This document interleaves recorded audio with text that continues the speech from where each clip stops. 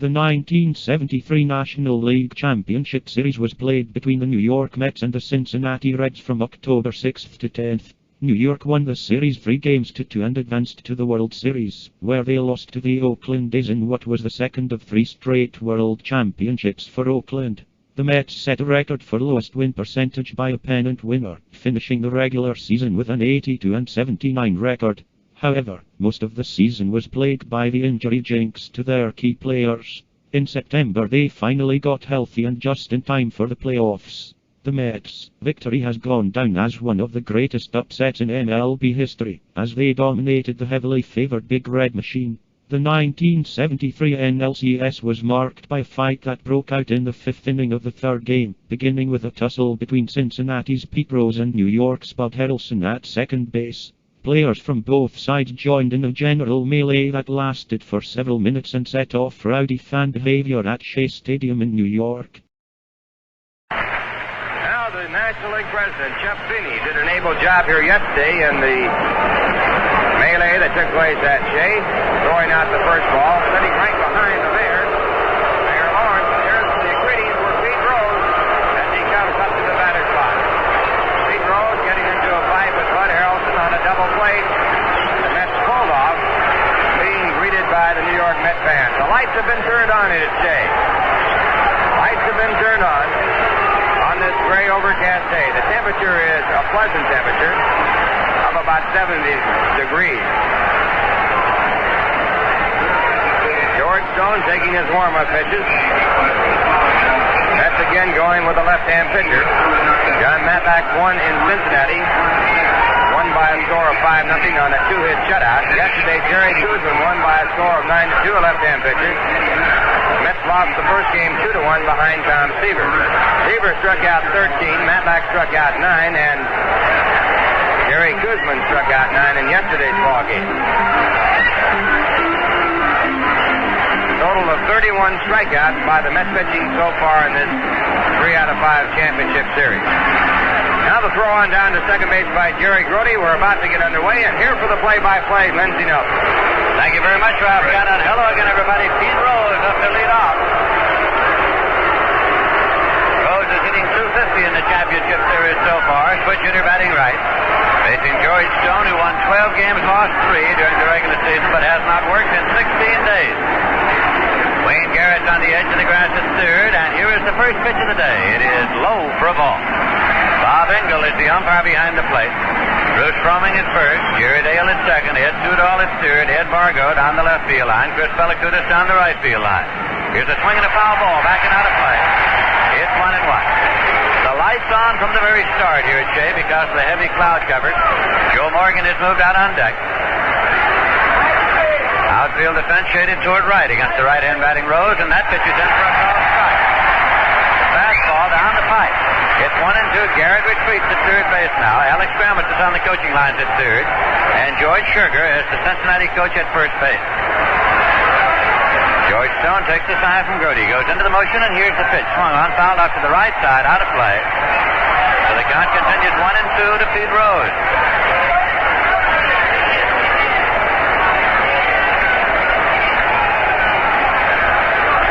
Stadium, of course, properly decorated with bunting on this occasion of a championship series.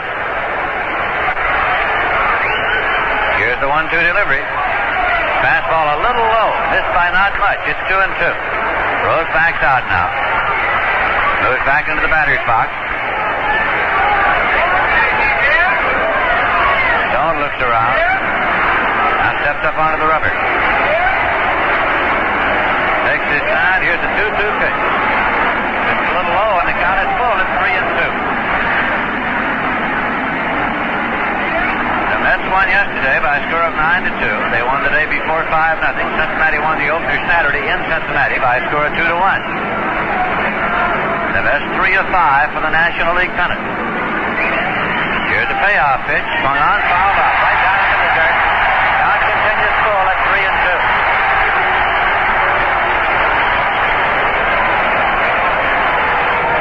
Count holds 3-2.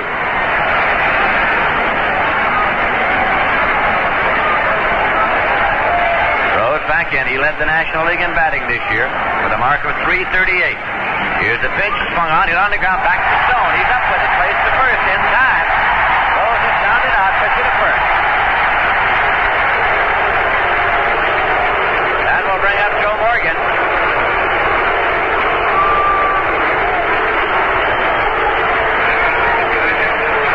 Morgan is 1 for 12 in the championship series. .083 during the regular season. He batted .290. He had 26 home runs. He's a left-hand batter. Had 68 stolen bases during the season, second only to Lou Brock of the Cardinals, who had 70.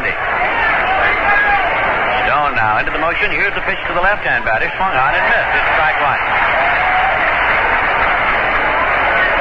Garrett's on the edge of the grass against Morgan as well. Tony Perez is moved out there on deck. Outfield defense shaded toward right field, playing Morgan to pull. Stone with a delivery that swung on and missed. It's strike two.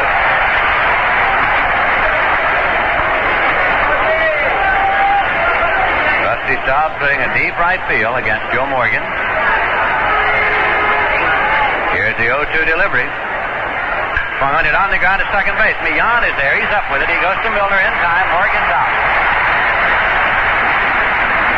Two Cincinnati Reds have been retired here in the top of the first, and Tony Perez is coming up.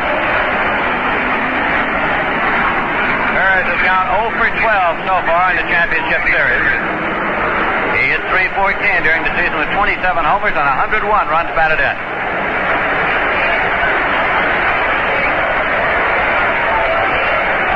Here's Stone now with the pitch. Swung on, popped up into left field, and here comes Cleon Jones. He's there calling. He makes the catch. Crowd is retired in order. It's nothing across in the middle of the first inning. The score is Cincinnati nothing, and the Reds coming to bat. Introducing Boston Spa National Bank's free personal checking account service. Write as many checks as you want without a service charge while maintaining an average monthly balance of $400 or more. And if you prefer to maintain a lower monthly average balance, Boston Spa National's new personal checking account plan permits you to write as many checks as you want for a fixed monthly charge based on your average balance. No minimum balance required, no charge for deposits, no charge if account is not used. You get an initial supply of personalized checks free. You'll get a statement every month, and you can enjoy unlimited use of your account at no charge just by keeping an average balance of $400 or more in your account. And you may want to take advantage of Boston Spa National's computerized automatic payment service to build your savings account or make your mortgage payments or any installment loan payment. Even your Christmas Club payments can be automatic. Pick up a folder at your nearest office of Boston Spa National Bank for full details. Member FDIC and an equal housing lender. This exclusive Belmont race recreation is presented by the Schenectady Off-Track Betting Commission, home of Ola Bet. May I have your attention, please, ladies and gentlemen, the official results of the second race from Belmont Park. The winner, OTB letter B, Tur, ridden by Ron Turcott, returns 380, 280, and 260. Finishing second, letter C, Surf Queen, returns 540 and 380. Finishing third, letter A, Nympha's Joy, pays 380. The daily double combination of letters B and G returns $71. Time of the second race, 1 minute 43 and 3/5 seconds. Schenectady OTB, where you're always a winner. Horse racing excitement is as close as the 3 OTB locations. 127 Wall Street, 2627 Broadway, and 1700 State Street, Schenectady. Or place your bet from anywhere with a telephone account. Place your Belmont Thoroughbred bet at OTB. Schenectady OTB. You can bet on it. This Belmont Race Recreation, a service of the Schenectady Off-Track Betting Commission. 14 WABY. Johnny Bench is going out to have a word with him now before he starts to work. The hand is for Wayne Garrett, who's stepping into the batter's box. On Saturday in Cincinnati, Garrett got a base hit his first time up. Ground ball that hit the bag. He has not had one since. So that he is 1 for 13 in this championship series. During the regular season, Garrett hit .256 with 16 home runs, a career high for him. He is a left-hand batter facing left-hand pitcher Fred Norman, who stands only 5 feet 8 inches tall. He deals in a screwball plus the normal complement of pitches. Norman goes into the motion, and here's the delivery. It is low and away for a ball. 1-0. Felix Millan is on deck. Now the 1-0 pitch. Swung on and in the air to right. Coming on is Andy Costco. He gets there, and Costco makes the catch. Wayne Garrett is flying to right, one away, and Felix Millan is coming up. Millan is 2 for 10 in the championship series. That's an average of 200. During the regular season, he hit 290. 3 homers, 37 runs batted in. In a poll of writers and broadcasters covering the Mets on a regular basis, Felix Millan was selected as Met of the Year. That honor last year went to Tom Seaver. Millan got 7 votes, Seaver got 2, and John Madlock got 1 in the poll. Here is the pitch. It is low for a ball. Millan had 185 base hits during the course of the year to set a new Met record for base hits in a season. Tommy Agee had 182 in 1970. Here's the 1-0 pitch to Millan. Swinging a ground ball to second. Joe Morgan scoops it up, makes the play in time. Morgan, as he was trying to transfer the ball from the glove to his throwing hand, bobbled it up into the air for a moment and had to grab it. 2 away, Rusty Staub, who had 2 homers yesterday.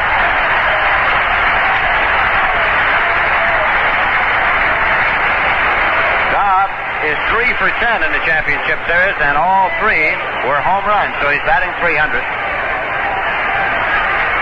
Left-hand batter facing a left-hand pitcher. Rusty hit 279 with 15 homers during the regular season. Breaking pitches in for a call strike. Norman started him off with a curveball. Cleon Jones is moved out on deck. Eddie Yost on the coaching lines at third, and Roy McMillan at first for the New York Mets. Here's the strike 1 pitch. It's low for a ball, 1-1. We were talking to Rusty Staub before the ball game, and he said that he really doesn't bother much about whether the pitcher is left-handed or right-handed because he plays every day in any case. So it's no bugaboo. Here's a 1-1 pitch. Swung on and hit in the air, down the line in right. Coming up is Costco. Morgan goes out calling, and Morgan one-handed and knocks Costco down on the seat of his pants. He's uninjured. Costco gets up and runs to chase his cap as Morgan made the catch to retire the side. It's nothing across. At the end of an inning, the score is the Mets nothing and the Reds nothing. George Stone now will face Johnny Bench leading off for the Cincinnati Reds. George Stone is 1-0 against the Reds this year, and his lifetime record against them is 4 wins and 5 losses. He defeated the Reds 5-2 at Riverfront Stadium on July 14th. He allowed 7 hits and 2 runs in 8 innings. Walked 4, struck out 7. Started with no decision against the Reds here at Shea on August 17th in a game won by the Reds 2-1 in 10 innings. In that game, Stone allowed 5 hits and 1 run in 8 2/3 innings. Walked 2 and struck out 8. Johnny Bench has had 4 hits and 12 times at bat in this series, batting .333. He's had 1 home run. Stone into the motion, and the pitch is bunted up into the air out in front of the plate. Brody has it, fires to first, and in time he's out. Jerry Brody out there in a hurry to take that bunt on 1 hop. Fired it down to first as Johnny Bench tried to bunt his way on.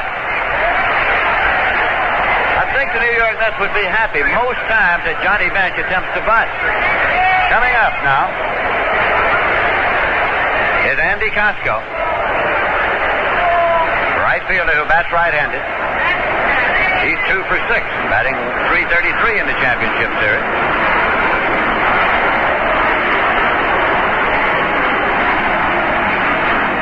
Now the pitch, and it's low for a ball. In game number 2, played on Sunday at Cincinnati, the Reds got only 2 hits off John Madlock. And Andy Costco got them both.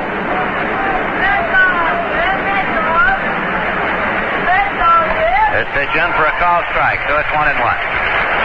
There's heavy cloud cover, and the lights are on from the start of the game here at Shea this afternoon. Mets are playing an infield of John Milner at first, Felix Millan at second, Bud Harrelson at shortstop, and Wayne Garrett at third. Now Costco backs out at the plate. The outfield alignment for the Mets has Cleon Jones in left, Don Hahn in center, and Rusty Staub in right.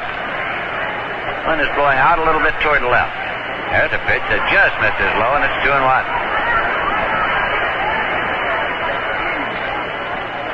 Dennis Menke's on deck. 2-1 delivery. Hit on the ground, foul back of third, and the count's even now at 2-2.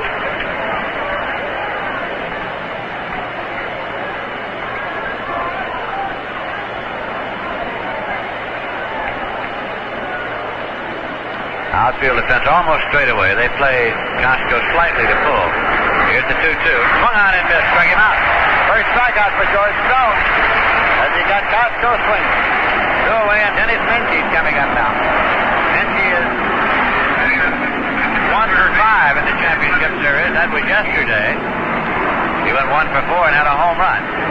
Yesterday was the first day he had started. He had been used as a pinch hitter the day before in Cincinnati. So manager Sparky Anderson decided to leave him in. That pitch is in for a called strike. Dan Friesen had beat Menke out of his position along in midsummer. Friesen played the first 2 games at third base. 2 men out, nobody on. Here's Stone's pitch to the right-hand batter. Fastball in for a called strike 2. It's 0-2 to Dennis Menke. During the regular season, Menke batted .191 with 3 homers and 26 runs batted in.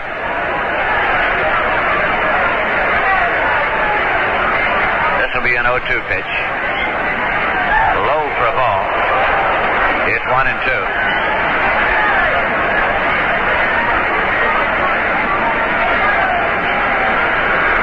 He settles himself carefully back into the batter's box.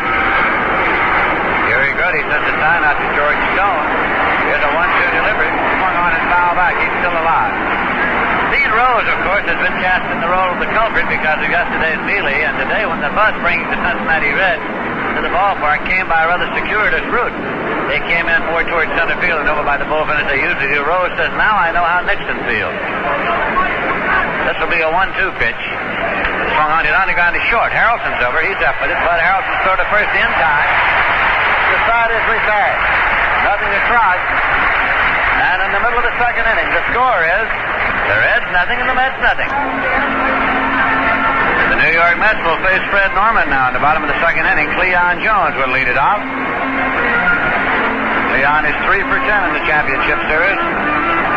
That's an average of 300. During the regular season, he batted .260 with 11 homers and 48 runs batted in. Right-hand batter facing the left-hand pitcher, Fred Norman.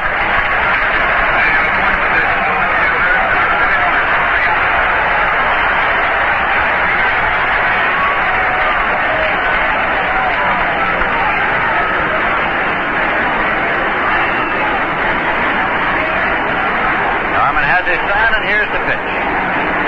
It's in there for a call strike. John Milner moves out on deck for the Mets. Again, Fred Norman delivers. Breaking pitch foul right down into the dirt. So it goes to 0-2 to Cleon Jones now. The Reds are playing an infield of Tony Perez at first, Joe Morgan at second, Darrell Cheney at short, Dennis Menke at third. Pete Rose in left field, Cesar Geronimo in center field, and Andy Costco in right. Johnny Bench the catcher.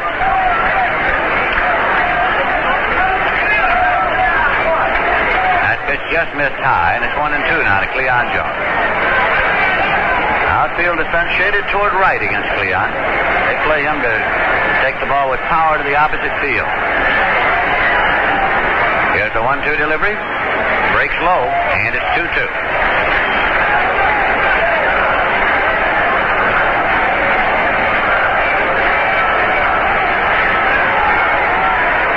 Norman gets settled down out there on the mound.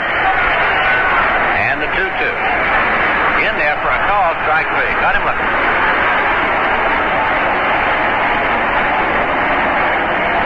So there's 1 away, and John Milner's the batter. Milner's 2 for 10. Championship series, that's an average of 200. During the regular season, he gets 239, 23 homers, 72 runs batted in. That's high for a ball. Against the left-handers, Jones bats cleanup and Milner bats fifth. Against right-handers, it's just the other way around. Here's the 1-0 pitch. Swung on, hit in the air to right field. Costco's there, waiting, and Andy Costco makes the catch. 2 away. Jerry Grody is coming up now for the Mets. Grody's 2 for 11. That's an average of 182 in the championship series. Brody hit .256 over the course of the season.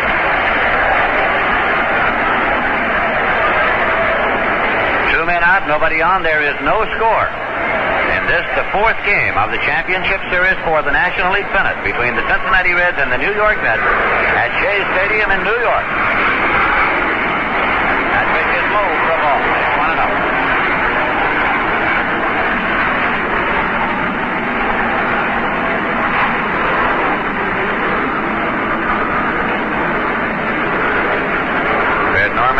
motion, deals 1-0. Fastball in for a call strike. It's 1-1. Don Hahn has moved out on deck. Hahn is the Mets' leading hitter in this championship series with an average of 400. Pitch to Brody is outside for a ball. It's 2-1.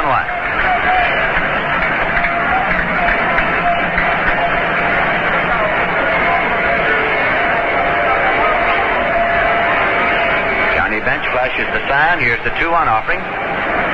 It's high. Norman has gone behind 3-1. He's struck out one walk, none so far. Brody looks down to Eddie Yost, the sign man at third. And the 3-1 pitch. Swung on foul, back to count is full at 3-2. Norman takes a moment, walks back to the infield grass to rub up the new ball. Fingers the rosin bag back there as well.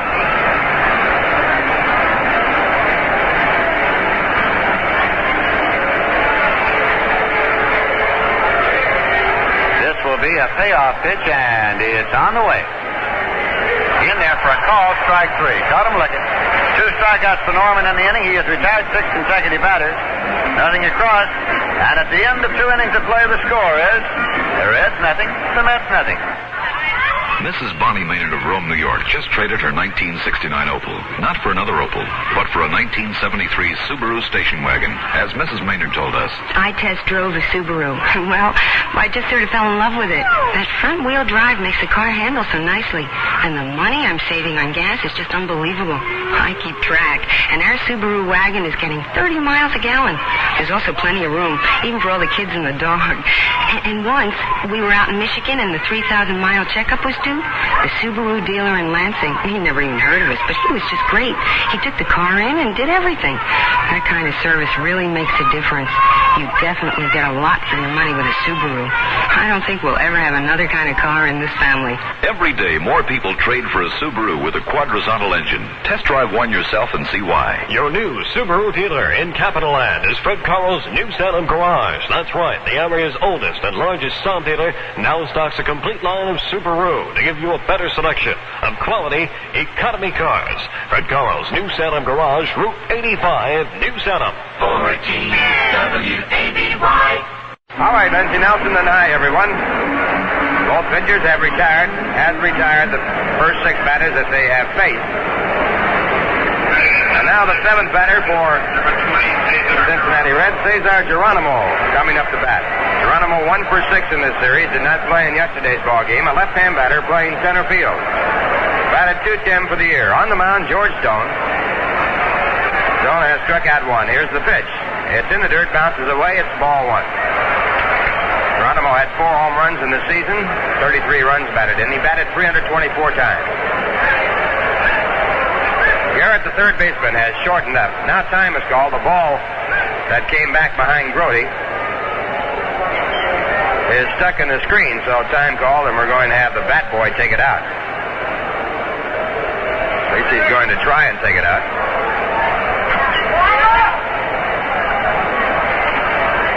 Now one of the grounds crew is going to try it.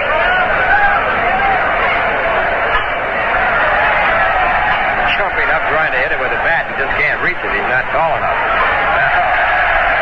Taller one gets up, whacks it, hits it out toward home plate. So time will be back in.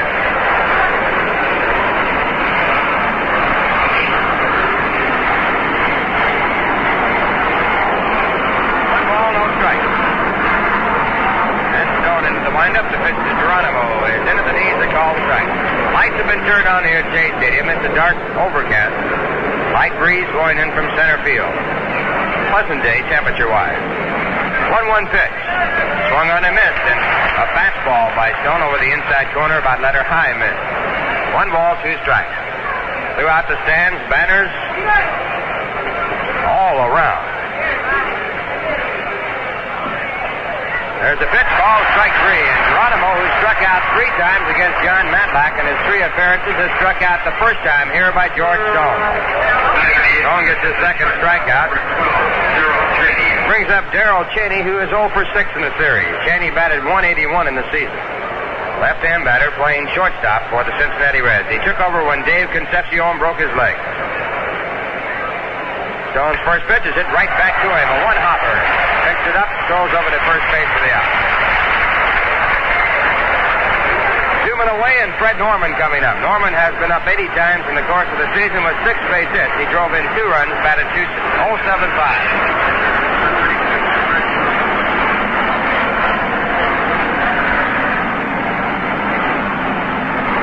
Norman bats from the right-hand side, a left-hand pitcher. Scoreless ball game, 2 men out, top of the third. Stone into the windup, the first pitch. Swung on and grounded foul, strike 1. Baltimore-Oakland game. Raining in Oakland. Rained out yesterday. They split 2 in Baltimore.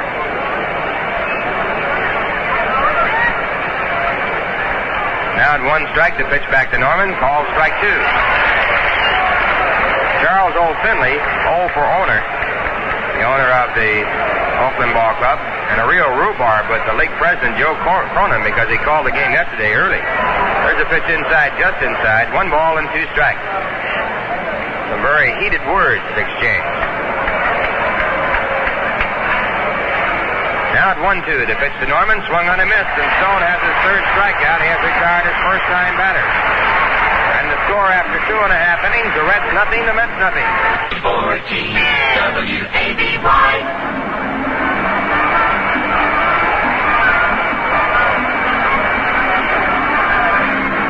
We're going to the bottom of the third.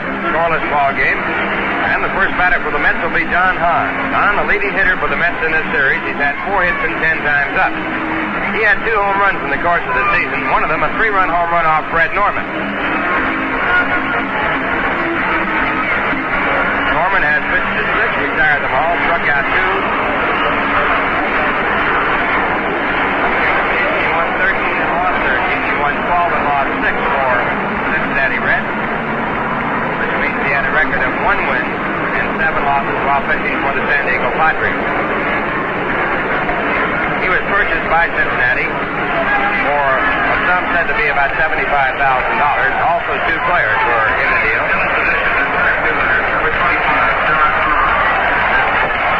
And Don Hahn stepping up to the batter's box. On a right-hand batter, shaded toward right center field by the center fielder Geronimo. And the first pitch by the left-hander is taken low at ball 1.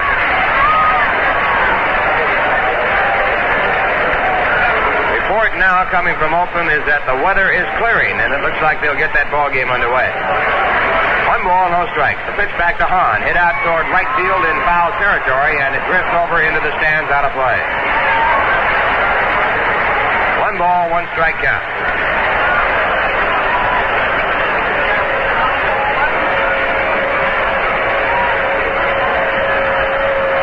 Hahn taking some practice swings outside of the batter's box, now steps back in.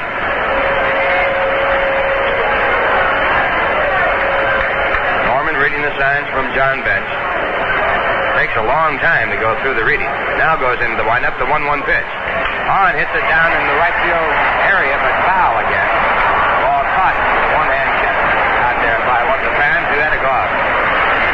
1 ball, 2 strikes.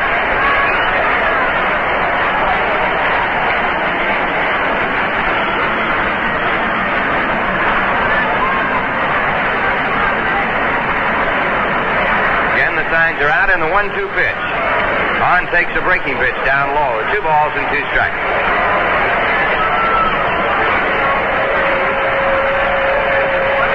Reds won 99 games, lost 63 in the season. 2-2 pitch. It is swung on and fouled back into the stand. On the message board, message that Felix Mahon has been voted the Met of the Year in a poll of the New York Press, Radio, and TV.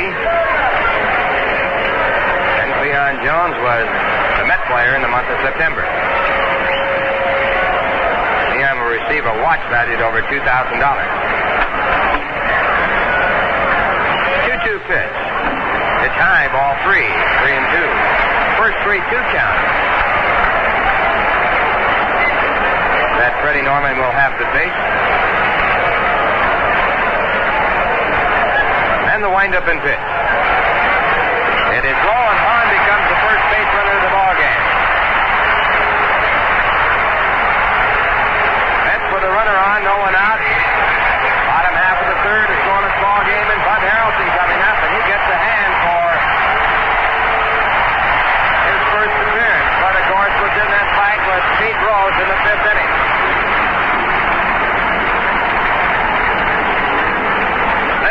Never thought I'd live to see the day that Bud Harrelson would make the front page of the Daily News as a fighter. Oh, it was some kind of picture. Here's the first pitch to Harrelson. He takes it low at ball 1. Harrelson 1 for 10 in the series.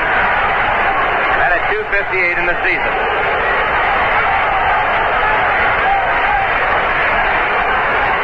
Third baseman Dennis Menke even with the bag. He's not looking for the bunt. Pitcher is on deck.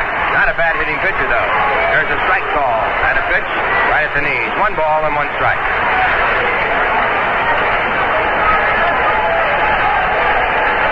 Harrelson not choking up in the back quite as much as he did in the season. He's only about 2 inches up from the end.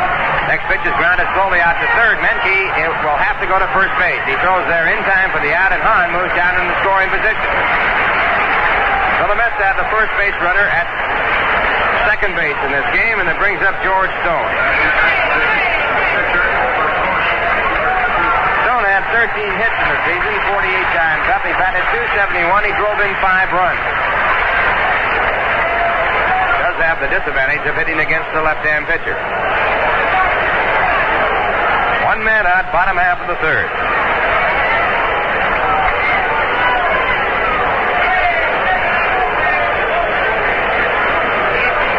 Stone taking a while to get set in the batter's box. Now is in. Time is in. And Norman working from the set position. Here's his first pitch to Stone. Has taken low ball.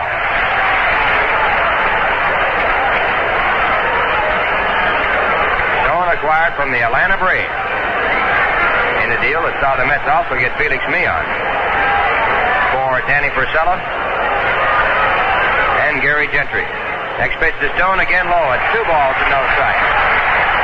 Stone comes up off the mound to take the throw back from bench on the infield grass in front of the mound. Now he walks back on top, looks around, steps back off the pitching rubber. Now gets set in. 2 balls, no strike. And the pitch. Stone takes ball 3. High fastball. 3 balls, no strike.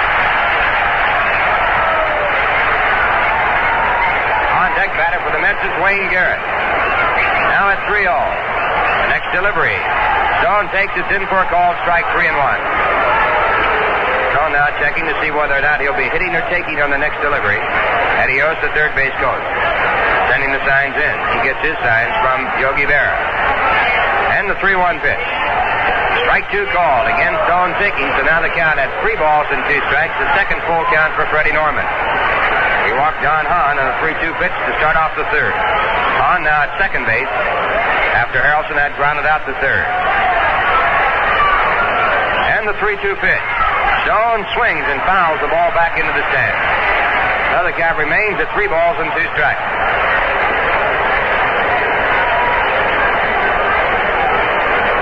Norman had an earned run average of 3.60 in his 36 appearances, 35 as a starter. Again, he gets the 3-2 sign. And again, he throws back to the plate. It is swung on and fouled back against the screen. So again, the count holds at 3 balls and 2 strikes. Norman had 8 complete games. He worked 240 innings. Gave up 208 hits, a fine hit ratio to innings pitched. He walked 101 batters, struck out 161, and he gave up 27 home runs. Not a fast worker. See the ball back, walking back to the pitcher mound. Now gets back up on top, leans in, takes the sign. And for the third time, the 3-2 pitch is on the way. Outside, ball 4, and Stone walks.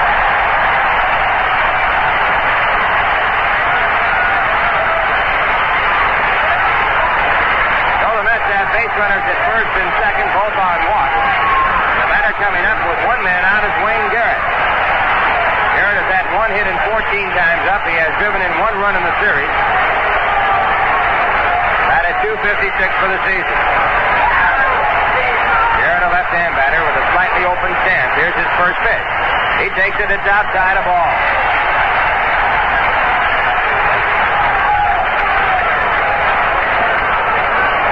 Garrett had 72 walks in the season, second to Rusty South.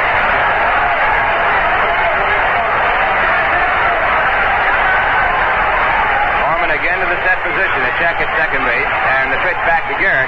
Outside and low, and it's ball two, and the pressure mounting to the point where Sparky Anderson gets out of the dugout and comes out to the mound. Sparky Anderson, the manager of the Cincinnati Reds.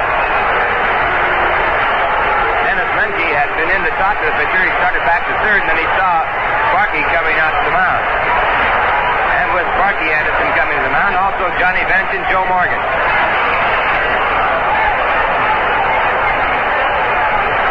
Timeout at the Big Shea. The official results of the third race from Belmont Park. The winner, OTB letter L, C-Sister, returns 1080, 520, and 380. Finishing second, letter J, Lost Control, pays $7 and $4.80. And finishing third, letter I, Shy Dawn, pays $5.16. C-Sister and Big Puddles were coupled. Time of the third race from Belmont Park, 1 minute 23 and 2/5 seconds. 14 WABY. So Don Gullett warming up for the Cincinnati Reds as Sparky Anderson goes back to the bench. 2 balls, no strikes. And the pitch. Garrett takes it to strike over the outside corner, 2-1. Don Hahn, the runner at second base. Behind him, George Stone, the runner at first. 1 man out, bottom of the third, no score.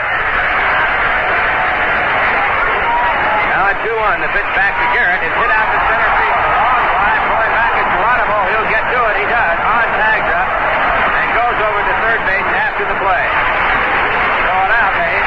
That's now with runners at first and third and 2 men out, and the batter coming up is Felix Leon.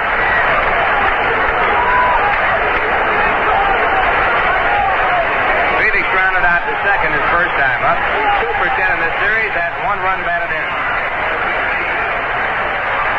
Was the Met Player of the Year, batted .290, set a new club record for base hits in a single season at 185. Drove in 37 runs in the season.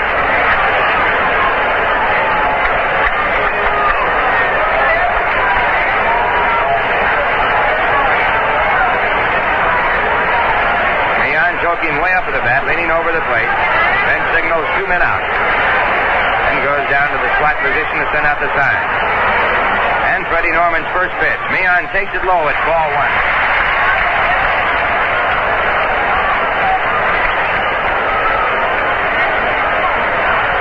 One ball, no strike.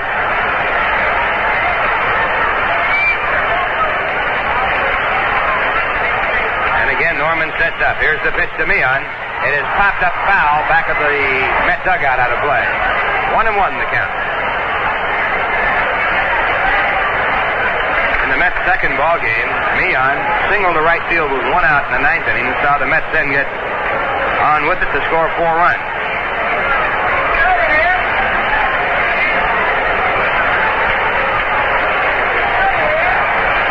One ball, 1 strike. Don Hahn, the runner at third. George Stone, the runner at first base. 2 men out, bottom half of the third, no score. And Norman's 1-1 pitch. It is popped up again in foul territory and back of the Met dugout out of play. 1 ball, 2 strikes.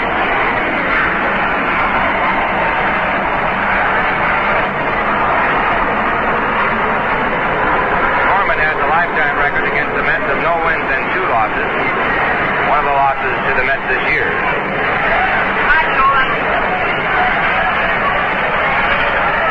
1-2. Norman to the set position. Here's the pitch. Meehan hits it hard by third. A base hit to left field, and the Mets score. Don Hahn scoring from third base, and the Mets have drawn first blood.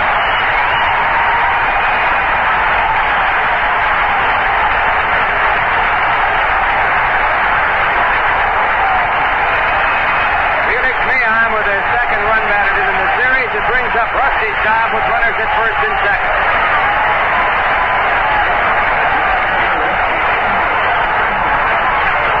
Was the first base hit of the ball game.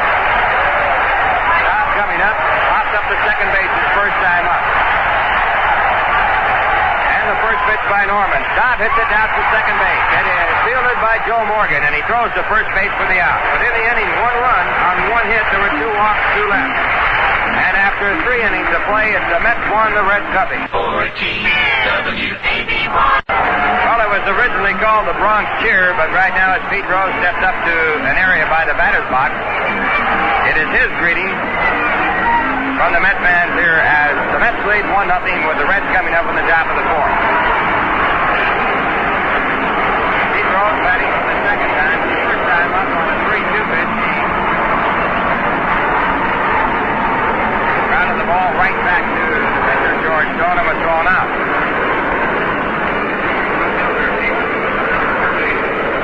Rose led the National League in batting with a .338 average. He had 230 hits in the course of the season. That also led the league. In this series, he's had 3 hits and 13 times up. Batting from the right-hand side against the left-hander George Stone. Wayne Garrett in to guard against a possible bunt. He's about 80 feet away from home plate. Here's the first pitch by Stone. It is checked on, and it's called a ball. Pete Rose started the swing, held up in time, ball 1.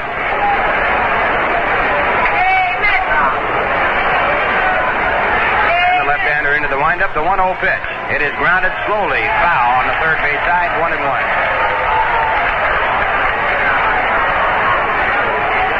It'll be Pete Rose, Joe Morgan, and Tony Perez as the first 3 batters for the Reds here in the 4th inning.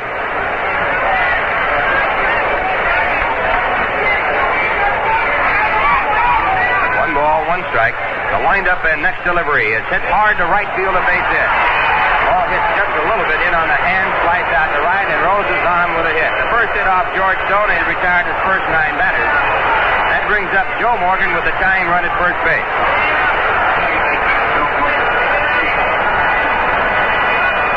Morgan grounded out to second his first time up. He's 1 for 13 in the series.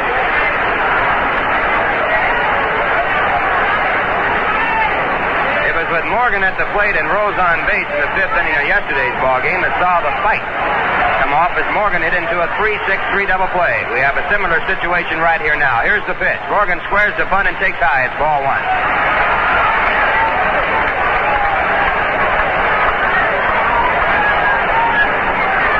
Wayne Garrett is in tight, guarding against the possibility of the bunt. That time it looked as though Morgan was bunting actually for a base hit and not in sacrifice situation.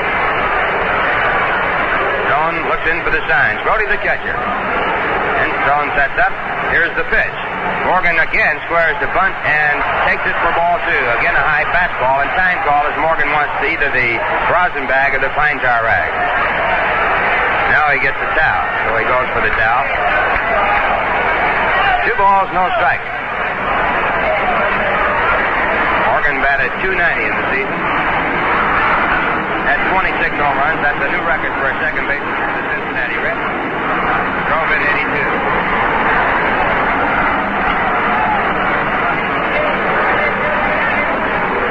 Now again, Stone to the set position. And the 2-0 pitch. Morgan swings and fouls the ball. Ball off the mask of the catcher, Jerry Brody. It's 2 balls and 1 strike.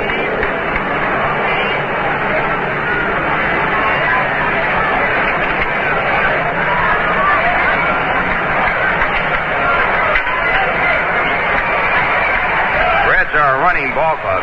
They steal a lot of bases. They had 196 attempts. Now the pitch, and Morgan takes it inside a ball. It's 3-1.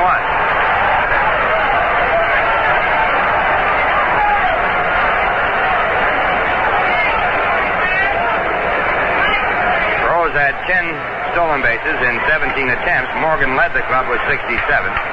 They were successful 148 times out of the 196 tries.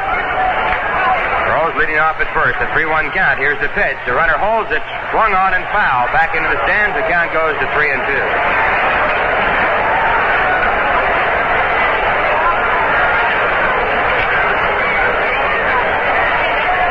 3 balls and 2 strikes.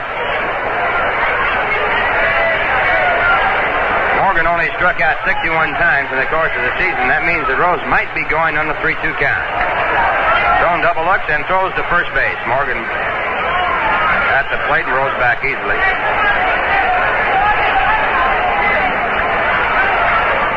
Again, Stone sets up. Rose with a fairly short lead. He does not go. The pitch is popped up into left center field. Leon Jones is moving over. He's under the ball. And he makes the catch, and Rose back to first. One away. That's leading 1-0. We pause for station identification. This is the New York Mets Baseball Network. WABY Albany.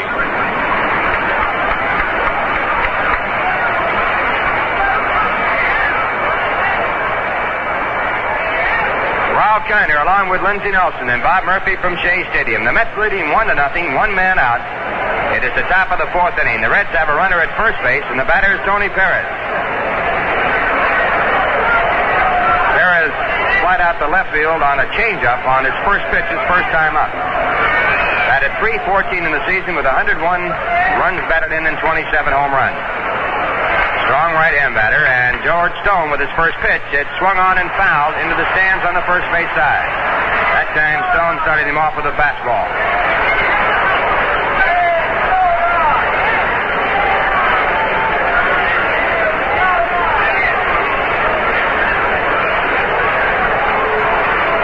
Pete Rose, the runner at first base. And Stone to the set position. Throw to first base, Rose chase back. Not too much on the throw. Lob throw, calling card throw. Just to let you know that you're where you're there. Now again, Stone to the set position. And the pitch. It is swung on and fouled back into the stand. Strike two.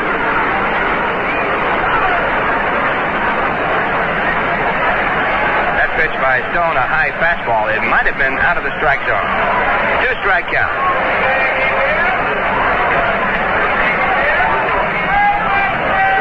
Pitched on September 23rd. Again, he goes to the set position. And the pitch. Outside a ball. 1 ball and 2 strikes. After the Mets had clinched the Eastern Division of the National League and the celebration had started in the clubhouse, George Stone went out.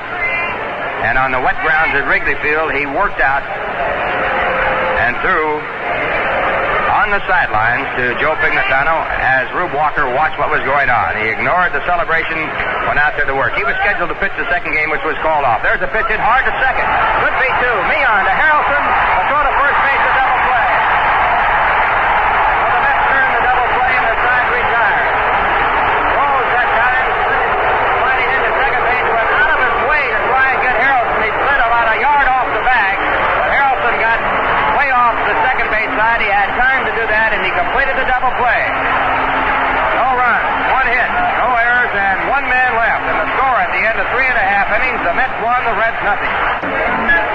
We're going now to the bottom of the fourth inning. The Mets leading 1-0 on the run batted in by Felix Meehan, and for the Mets it'll be Cleon Jones to lead off. Both sides have had 1 base hit. In the third inning, Don Hahn walked in a 3-2 pitch. Bud Harrelson grounded to third. The ball hit slowly, so no play for a force play at second, and Harrelson was thrown out at first base by Dennis Menke, the third baseman. On the play, Hahn went to second. George Stone worked the count to 3-2 and walked, put runners at first and second base. Wayne Garrett flied out to fairly deep center field.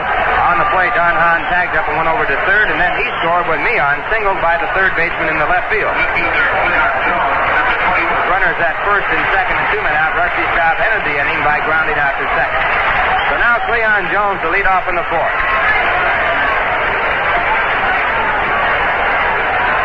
Jones was caught looking at a 2-2 fastball his first time up. One of the 2 batters struck out by Fred Norman. Cleon 3 for 11 in the series. And the left-hander Fred Norman with his first pitch to Jones hit to the shortstop. It is fielded there well by Cheney as he takes a bad hop and throw to first base for the out.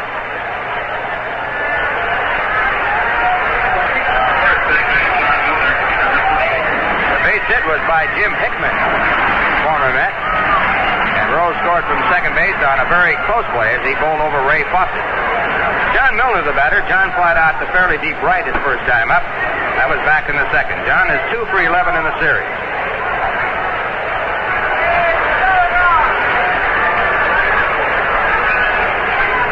First pitch to Milner. He squares as though to bunt and takes a curveball for a called strike.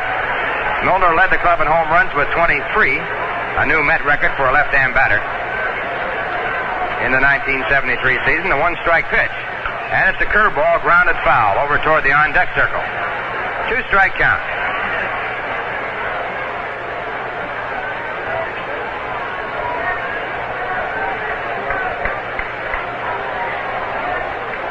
And Fred Norman with his 2-strike pitch. A half swing. Did he go far enough? Home plate umpire Bob Engel said no, and it is called a ball. 1-2. That was a fastball back by Norman. It was up in John's eye. He doesn't throw many fastballs for strikes. Here's the 1-2 pitch. And that one is a fastball that moves Milner off the plate. He has to back away. 2-2. Yesterday's ball game, Milner was knocked down on a 2-strike pitch.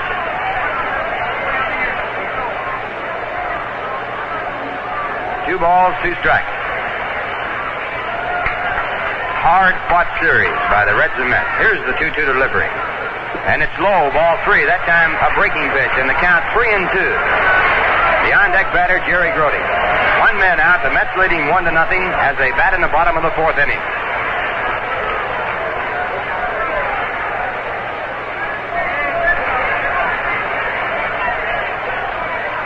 And now again, it's Norman back to Milner, and the pitch is inside, and Milner walks. That's the third 3-2 walk that Norman has given up.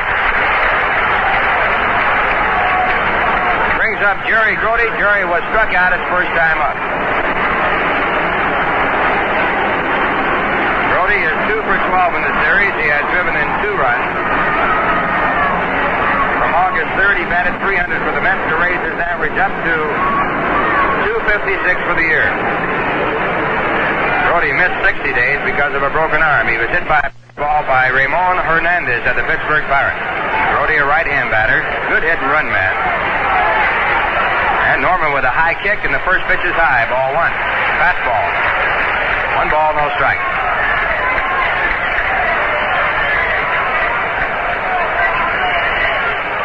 Fred Norman went from last place to first when he was traded from San Diego to Cincinnati. The trade coming on June 12th. There's a ground ball out to third on a hit-and-run play. Ball was fouled, though, and it's a 1-1 count. Milner back to first base.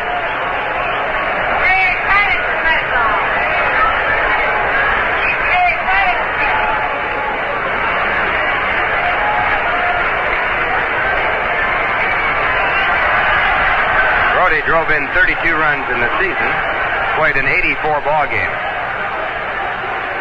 But he and Harrelson got back in the lineup. The Mets started to gel. 1-1 pitch, and Brody takes the curve ball. 2 balls, 1 strike.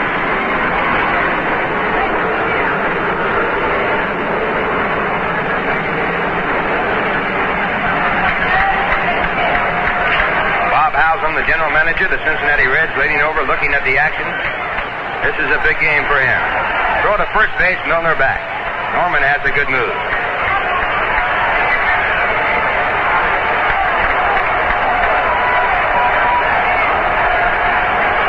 Of course, it's a big game for general manager Bob Sheffy. Again, a throw to first base, Milner back from the short lead. Reds are expecting a possibility of a hit-and-run play. Brody stepped out of the batter's box, now gets back in.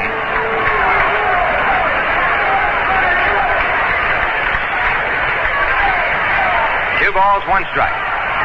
Now the pitch. Grounded slowly out to short. Fielded there by Kenny. The throw to second in time. On to first base, a double play.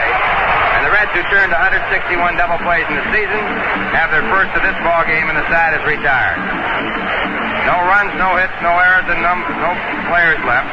And the score at the end of 4 is the Mets 1, the Reds nothing. You meet a lot of different people over a counter at McDonald's. Steve Milanese, a McDonald's counterman. This is my first job, and it's an amazing place to work.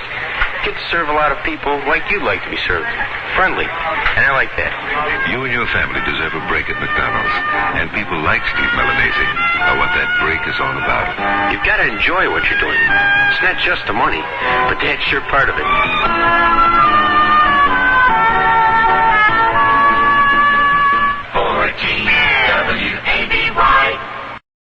Here at Shea Stadium in New York, through 4 innings of play, the New York Mets 1 run, 1 hit, no errors. The Cincinnati Reds, no runs, 1 hit, no errors. It'll be Johnny Bench up now to face George Stone.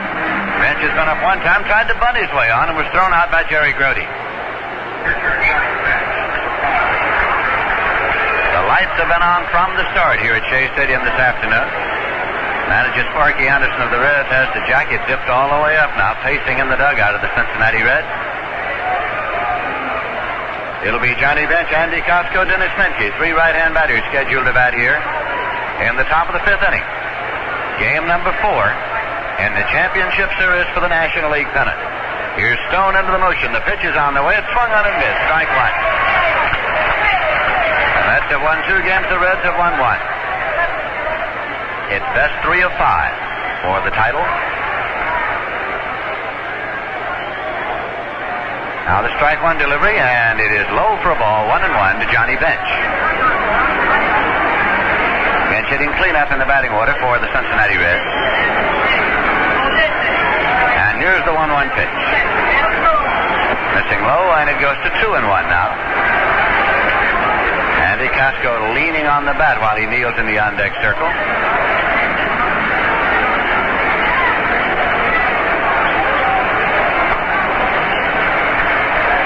Again, Bench swings the bat a time or 2. George Stone into the motion. 2-1 pitch, and it misses, so it goes 3-1 now. Stone has struck out 3 and walked 1.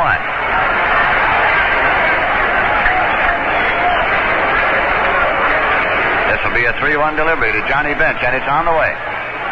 In there for a call strike. Bench starts down to first and comes back. Johnny Bench bluffed his way a couple of steps down the first baseline, came back. The count is full at 3-2. He's back in and waiting again.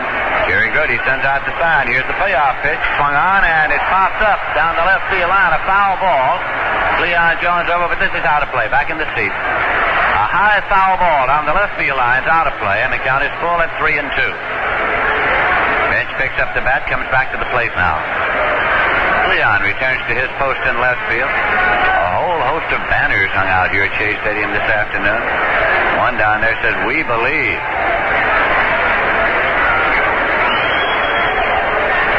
Again, Stone with the payoff pitch. Swung on, and it's ripped to the left for a base hit. Taken out there by Leon Jones and played back, so Johnny Bench is on at first with a leadoff single. That is the second hit for the Reds. Off George Stone, the tying run is on at first with nobody out, and Andy Costco is coming up. Costco is checking down with Coach Alex Gramus at third to see how they're going to play it. They had Joe Morgan sacrificing on a couple of pitches when Pete Rose led off with a base hit in the 4th inning.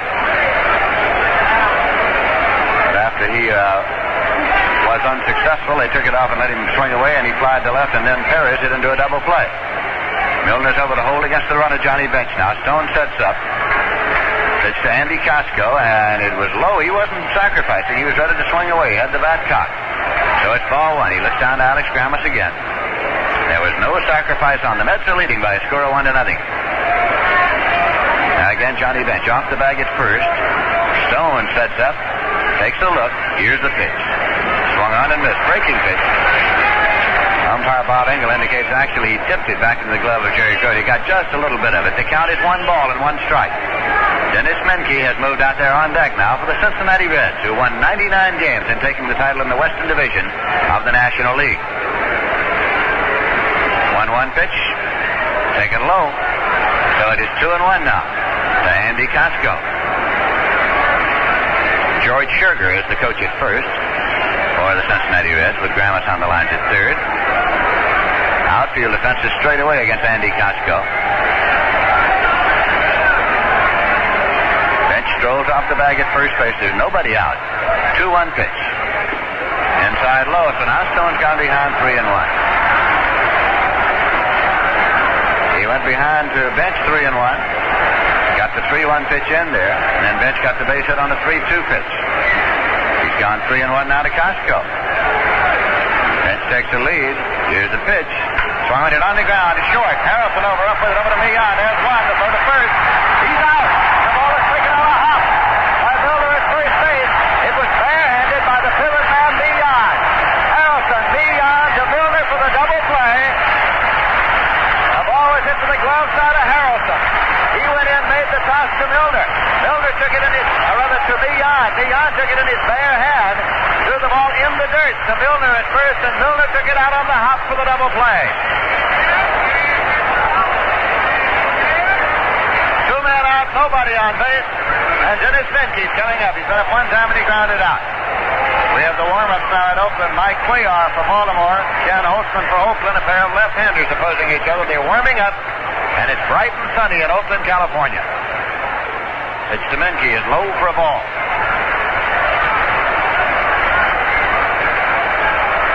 That was the second double play pulled off by the Mets this afternoon.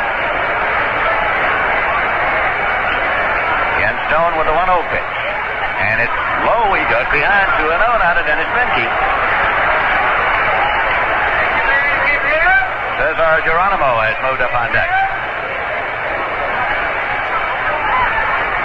Here's the 2-0. Low. He's gone behind 3-0 now to Dennis Menke.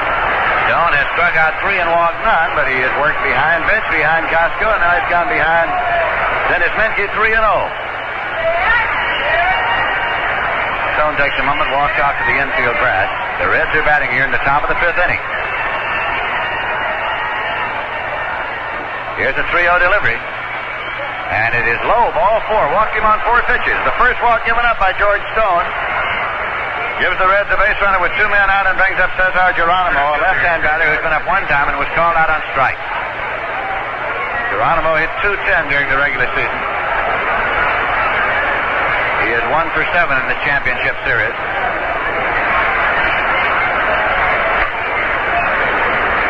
Milner is over now, holding against Dennis Menke, the runner at first base. Stone takes a sign from Brody. Now the pitch. And it's low for a ball. It's 1-0, and Brody calls time now and goes out to the mound, and here comes Wayne Garrett over from his post at third. As the plate has begun to move around on George Stone here at the top of the 5th inning.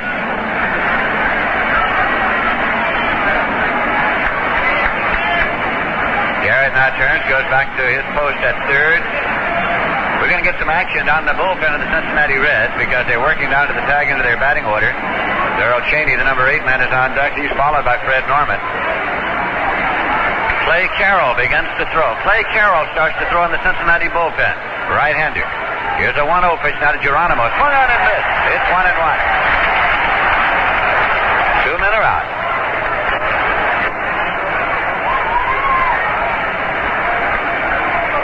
Again, Geronimo swings the batter on a time or two, has it cocked. George Stone delivers a pitch that is in there for a call, strike 2. It's 1-2. Stone kicks at the rubber once, steps back up there now. Geronimo's back in at the plate. Dennis Menke takes his lead at first base.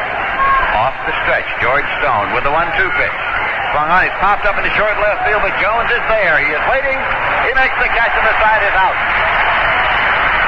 So there was a hit or walk.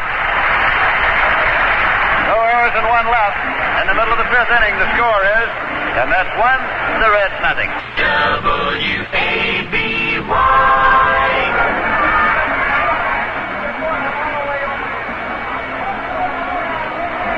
Now the New York Mets come up to face Fred Norman in the bottom of the 5th inning. It'll be Don Hahn to lead it off. Hahn drew a leadoff walk in the 3rd inning and scored the only run that's been scored in this game. Don Hahn has been the Mets' leading batter in this championship series against the Reds. He has a batting average of .400 in the championship series. Norman has struck out 2 and walked 3 here this afternoon. Scheduled to bat, Don Hahn, Bud Harrelson, and George Stone, the last 3 men in the 9-man batting order. Now, Bob Engel, the plate umpire, wants the ball that Norman was using thrown out of play. Sends another one out, so Norman walks back to the infield grass to finger the rosin bag. And continues taking his warm-up pitches.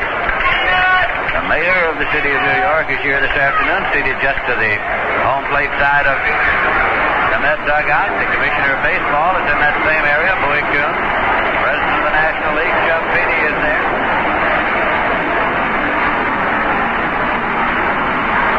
Now Don Hahn steps in to lead it off.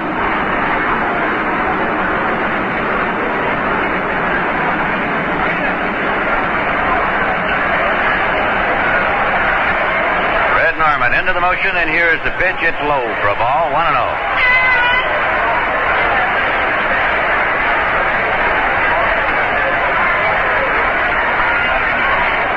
Again, Norman takes the side. Here's the 1-0 pitch. Fastball called strike. It's 1-1.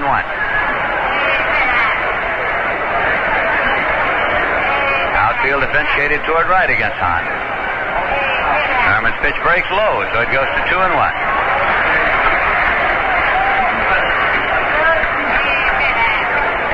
Now to step back just out of the batter's box before coming in. Dennis Menke even with the bag at third. Now here's a 2-1 delivery. Swung on at line, right back to the mound, taken by Norman for the out. A line shot right back to the mound, taken by Norman, who takes his hand out of his glove now and started shaking the fingers around a little bit. That was a stinger, a shot right back that he took for the out. That brings up Bud Harrelson. Harrelson's been up one time, but he grounded out third to first.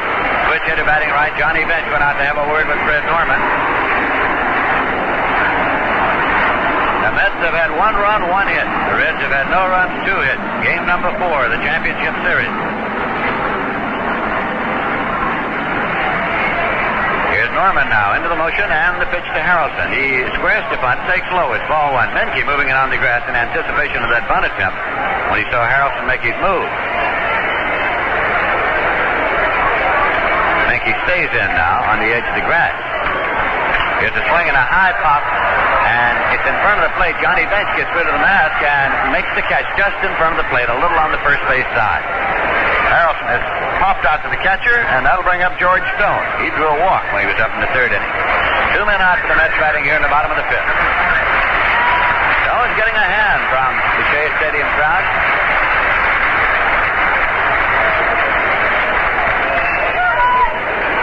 Left-hand batter facing a left-hand pitcher here.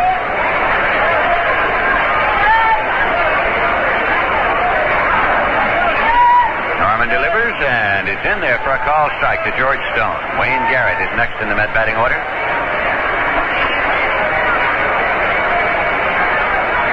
Now the pitch, and it's swung on and missed. Breaking pitch, 0-2. Bill Gagliano has a bat in the dugout of the Cincinnati Reds. Here's an 0-2 pitch, and it is in there for a call, strike 3. Norman's 3rd strikeout. Got Stone looking, sides out in order. First time since the 1st inning the Mets have been retired in order. Beg your pardon, the 1st and 2nd innings. And at the end of 5 full innings of play, the score is the Mets 1 and the Reds nothing. 14 WABY. Doug has already thrown a few minutes. He can be ready now on very short notice. Yogi has not had to go to his bullpen in the championship series. He has used only 4 starters. Now the windup by Stone, the pitch. And a ground ball down to Milner. Takes a bad hop. Milner grabs it. Throws to Stone. He's out. Milner may be hurt. That ball took a bad hop and caught Milner on the top of the right shoulder. Caromed into the air. Milner grabbed it. Then turned and alertly threw to Stone, who was there to cover. And Morgan is out. 1 man away. Yogi Berra and Tom McKenna out talking to Milner. The big crowd here at Shea is chanting, "We want Willie." They realize this might very well be the final game that Mays will be in uniform for. If the Mets can win this one, it's all over. Tony Perez stepping in. Perez has slid to left, hit into a 4-6-3 double play. Hitless and 14 times at bat in the series. George Stone getting his sign from Brody. And the pitch. Long fly ball hit deep to left. It's going to tie up the ball game. A home run for Tony Perez. Perez has tied the game with a home run. The Mets held him in check through 14 times at bat. 28th home run that he hit. He hit 27 during the regular season. Now the game is tied 1-1, and Johnny Bench is coming up.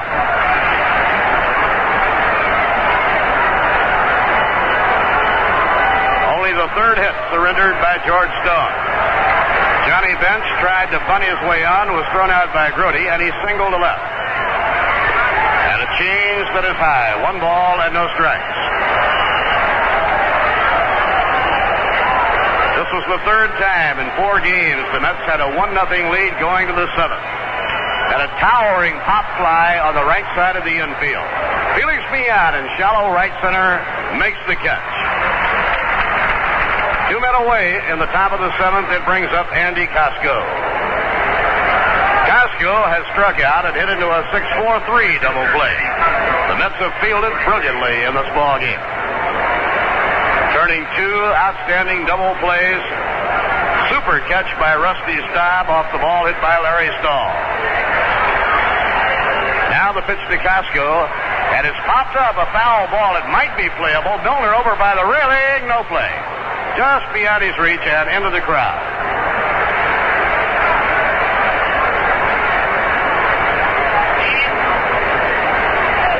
We have a brand new ball game.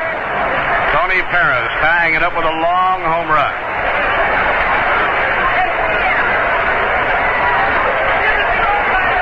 Casco out of the batter's box for a moment.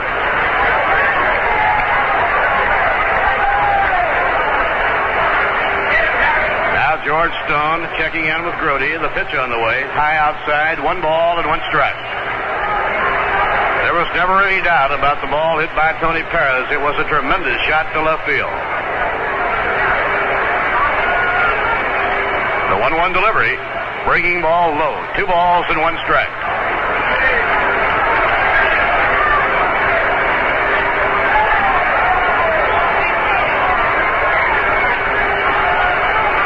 Brody setting up a target. The 2-1 delivery. Change outside. Ball 3. 3-1. Dennis Menke, a dangerous hitter, waiting on deck.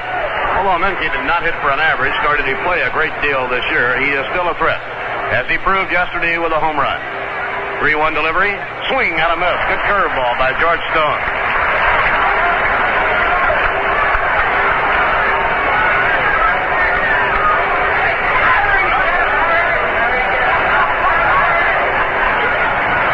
Full count, 3-2.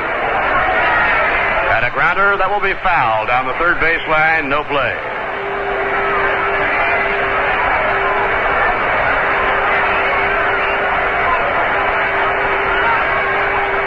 Cincinnati, 1 run on 3 hits. New York, 1 run on 1 hit. Beyond singled home. Don Hahn back in the 3rd. Stone made it stand up until here on the 7th and Perez homer. Now the 3-2 delivery to Casco, and he checked his swing. It was high outside, ball 4. And it brings up Dennis Menke, and Yogi Berra is coming out. That is the 2nd walk by George Stone.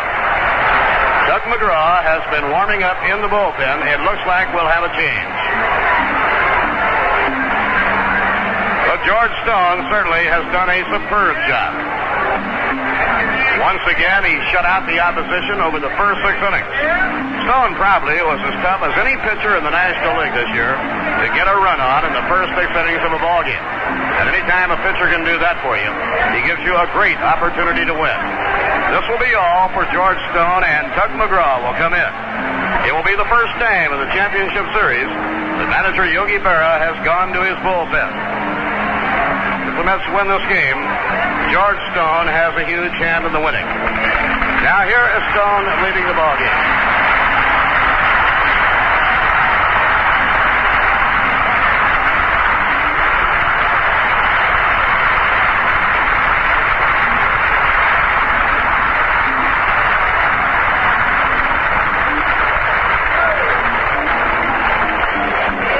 And 2/3 innings. George Stone gave up 1 run, allowed 3 hits, walked 2, and struck out 4. Is responsible for the base runner Casco. Now the hand is for Doug McGraw.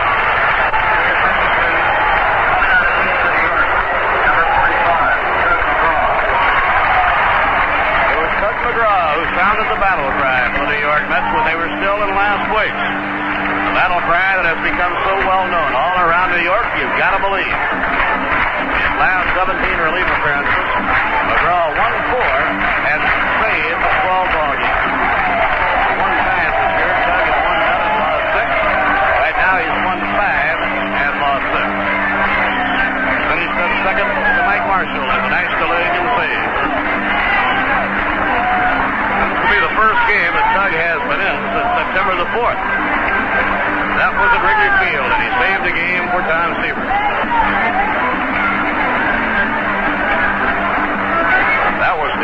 clinched the Eastern Division Championship for the New York Mets. So Tug McGraw is on in relief of George Stone. Tug goes with a fastball, a curve, and a screwball.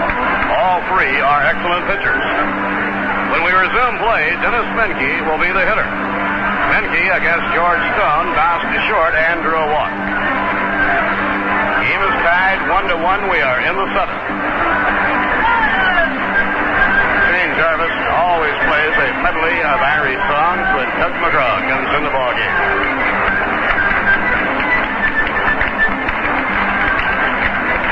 And the plate umpire, Bob Engel, counting down the warm-up tosses. McGraw has one more.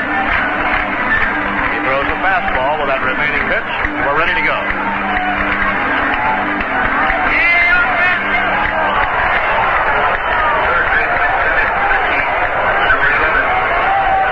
Menke is stepping in.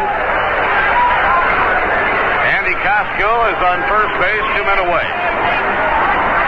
And Doug takes that deep breath, trying to relax himself. He is set. And the pitch on the way. He turned to Bud. He really wanted to get a look at the speed of the ball. He was high, 1 ball and no strikes. Cesar Geronimo, the center fielder, is on deck. And McGraw bluffs the throw to first.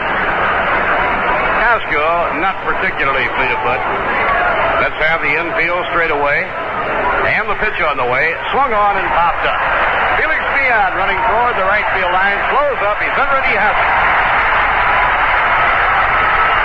1 run, 1 hit, no errors, and 1 left. In the middle of the 7th inning, Cincinnati 1, New York 1. WABY. Big crowd at Shea, standing for the 7th inning stretch. A 1-1 thriller going to the last of the 7th inning. Leon Jones will be leading off against the fireballing left-hander Don Gullett. And the chant, "Let's go Mets," being heard all around Shea Stadium. Today's game, the Mets have been held to 1 base hit. A run-scoring hit by Felix Pion. Paid crowd today, 50,786. Yesterday's crowd was over 53,000. 4 games so far, 212,225. Leon Jones is 0 for 2. In the series, Leon 3 for 12. The Mets will have Leon Jones, John Milner, and Jerry Grody batting. Last half of the 7th inning. The windup by Gullett. Here's the pitch. And a half swing. Did he hold in time? It appears that he did. They check it out with a first base umpire. No swing. 1 ball, no strikes to Leon Jones. Gullett won 18 and lost only 8 during the season. The 1-0 pitch is under the knees. 2 balls and no strikes. He was the losing pitcher in the 2nd game of the series. He left the game trailing 1-0 after 5 innings. That 1 run was a home run by Rusty Staub. The 2-0 pitch, ground ball, bounced to shortstop. Darrell Cheney snags the hop. And on to Tony Perez, 1 down.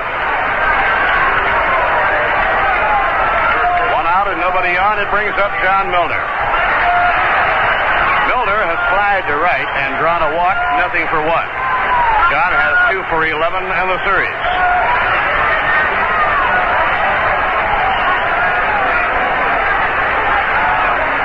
Left-hander against left-hander, and a curveball outside and low, 1 ball and no strikes. They are underway now at Oakland. Baltimore did not score in the 1st inning.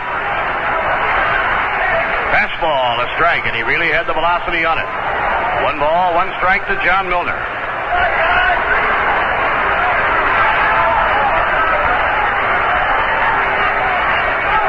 Now the windup by Gullett, the 1-1 pitch. Inside, he took a little bit off, and the count is 2 balls and a strike. Don Gullett from Lynn, Kentucky. 23-year-old left-hander, and he throws smoke. Milner cocks the bat, and a ground ball whacked to first base. Big hop, Perez grabs it. The pitcher will cover. Out at first. 2 men away. Gullett in relief has retired 5 in a row. Jerry Brody has struck out, hit into a double play, nothing for 2. Last of the 7th inning, the game tied 1-1. It is now a battle between Don Gullett and Tug McGraw. Fastball call, strike 1. He is really throwing hard.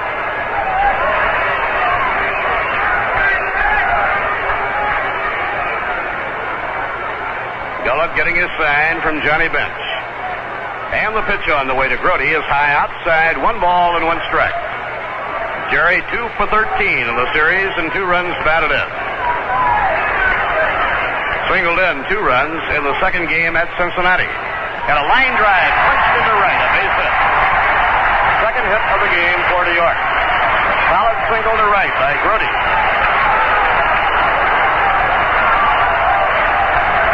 Up Don Hahn. Hahn has reached on a walk, and he scored the only run of the game back in the 3rd inning for New York. Then he hit a line drive back to Fred Norman in the 5th inning. 4 hits and 11 times up in the series for Don Hahn. He has more hits than anybody on the Met Ball Club. Gullett will work from the stretch. And a high fly ball hit to right center. Moving over is Geronimo, and he has it for the 3rd out. No runs, 1 hit, no errors, and 1 left. And at the end of 7, it's Shea. The Cincinnati Reds won, the New York Mets won. In the 8th inning, the bottom 3rd of the Cincinnati batting order will be up against Tug McGraw, Cesar Geronimo, Darrell Cheney, and then Don Gullett. We pause for station identification. This is the New York Mets Baseball Network. In the Capital District, this is the home of the New York Mets. WABY, Albany.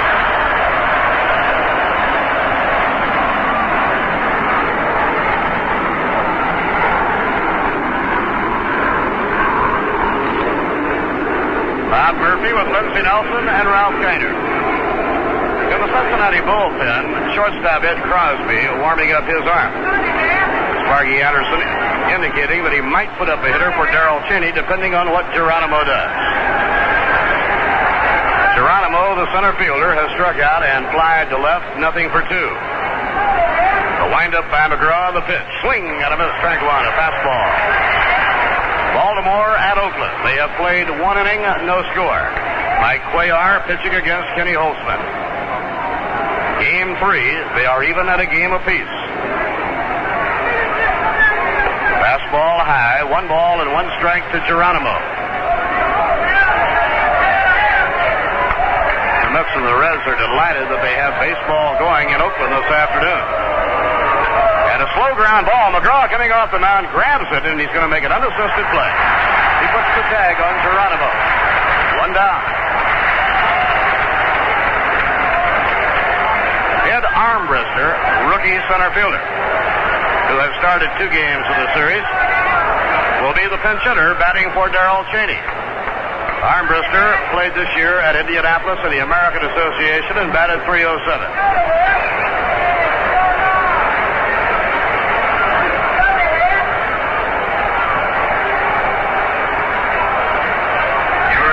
Ed Armbruster came up through the Houston organization, came to Cincinnati in that big deal 2 years ago. The deal that sent Lee May to Houston, brought Joe Morgan and Jack Billingham and others to the Reds. Fastball, strike 1 call.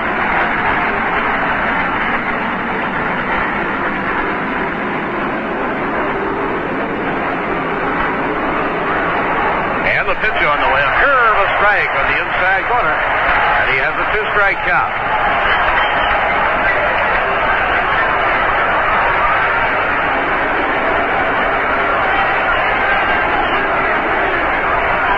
Armbruster 1 for 5 in the series.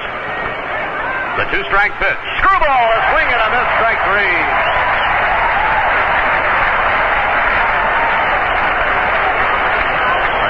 Strikes out Armbruster. He gave him 1 of each out of the repertoire, a fastball, a curve, and a screwball. Don Gullett will do the hitting with 2 outs and nobody on. The way he's been pitching, Sparky does not want to take him out.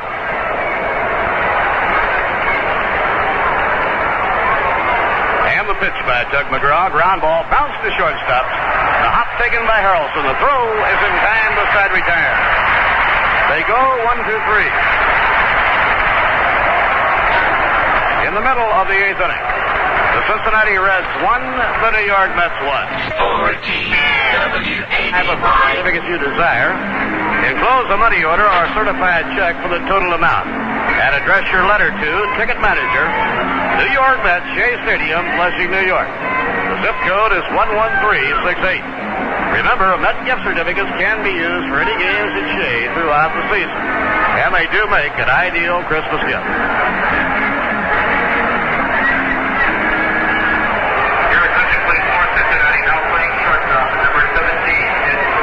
Ed Crosby at shortstop. Buddy Harrelson leading off with Tug McGraw on deck, and then Wayne Garrett. Last of the 8th inning with the game tied 1-1. Cincinnati 1 run, 3 hits. New York 1 run and 2 hits.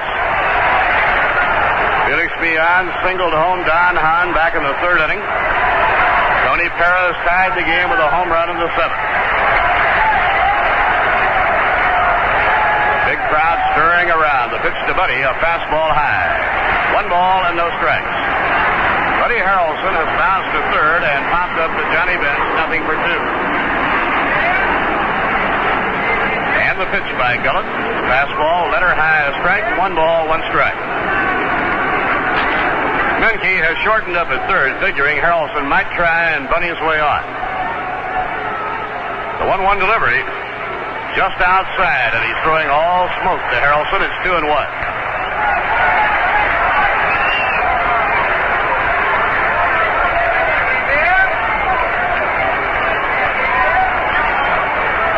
The Reds won, the Mets won, last of the 8th.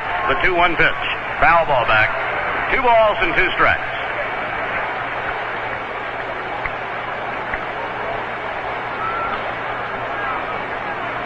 Tug McGraw out on the on-deck circle. Nothing going in either bullpen. This ball game is going to be fought between McGraw and Gullett. And a foul wafted out of play.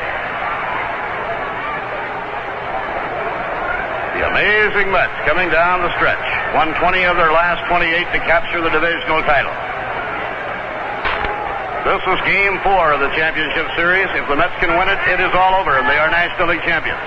If not, the 5th and deciding game tomorrow. The 2-2 pitch. Foul ball back. No play.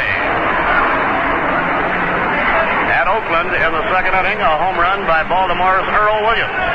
He hit it with the bases clear, and Baltimore leads Oakland 1-0.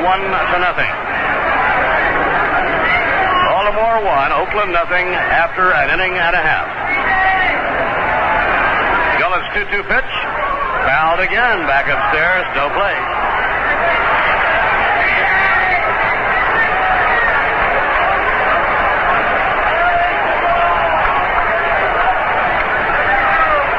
Don Gullett getting off the mound for a moment, taking plenty of time between pitches.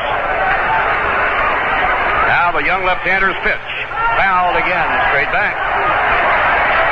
Get somebody that throws as hard as Don Gullett. You get a lot of fastballs that straight back. Mayor of Cincinnati is here, and the mayor of New York is here. Mayor John Lindsay and Mayor Theodore Berry.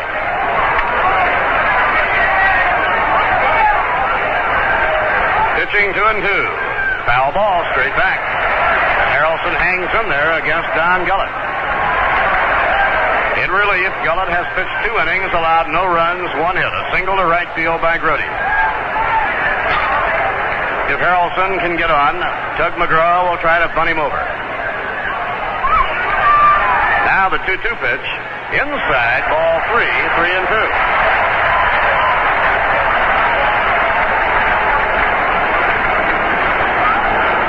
Gullett takes the stroll with a count 3-2.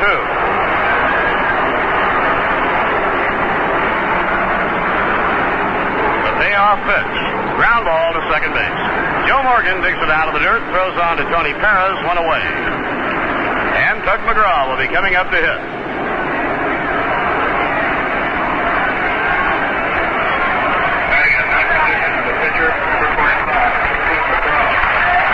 Tug came on to work in back of George Stone. Stone for the third time this year, turning in an outstanding pitching job against the Big Red Machine. Last time George faced Cincinnati here at New York, he had them shut out 1-0 with 2 outs and nobody on in the 9th inning. They put 3 singles together and tied it. Inside, ball 1.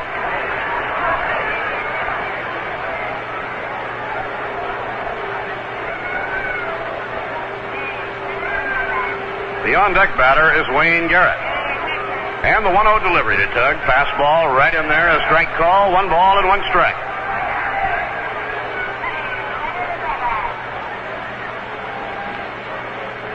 We've had superb pitching in every game by the Mets, and in all but one for Cincinnati. Outside, a fastball, 2-1. Reds had strong pitching in the first 2 games and again today.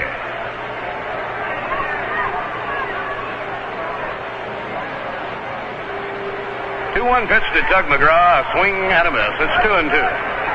Tug would appear to be a little mismatched against young Don Gullett, who throws so hard. Center fielder Geronimo playing way over in right center, figuring there's no way Tug can pull him. And a pop foul going out of play.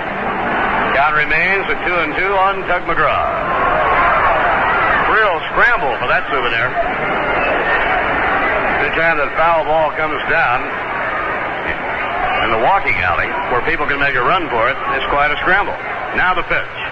And a foul back into the same area.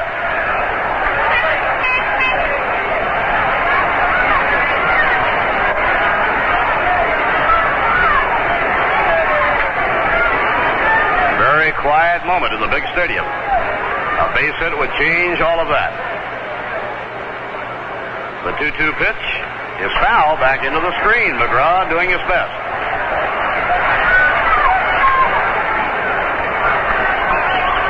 Plate umpire Bob Engel fishing into his pocket, comes out with a new baseball.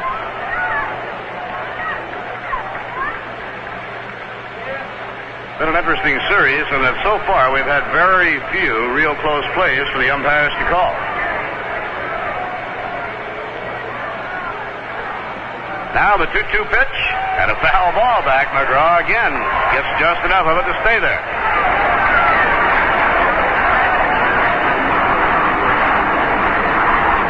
The game tied 1-1 with last of the 8th inning. The 2-2 pitch, foul ball straight back. That's about 5 fouled off now by McGraw. Gullett is just throwing smoke on every pitch. Figuring that it would be perhaps to McGraw's advantage to throw a curveball. Strike call on the inside corner. McGraw finally is caught looking. Doug did not like the call by Bob Engel. That is the second strikeout for Don Gullett. 2 outs and nobody on. Wayne Garrett coming up. Doug is really hot about the call made by Bob Engel on that last pitch.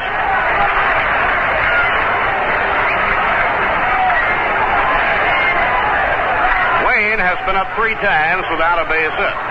He has flied to right, flied to center, flied to left. And a ground ball hit slowly down the first baseline. An easy play for Tony Perez. He steps on the bag and the side is retired.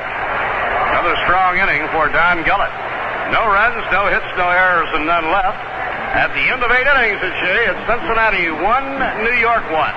14 WABY.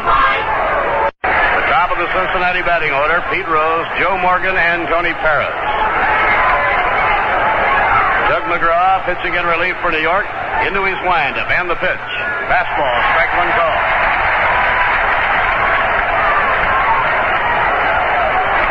Garrett shortens up at third.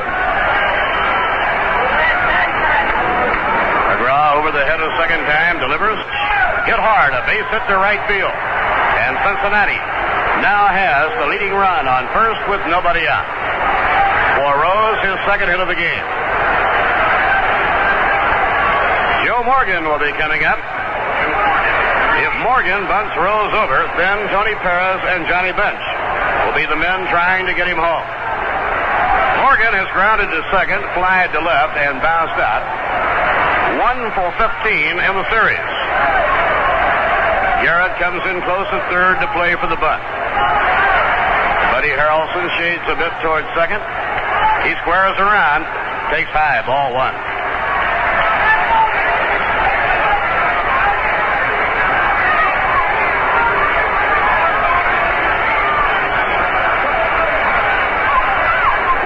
No strikes to Joe Morgan.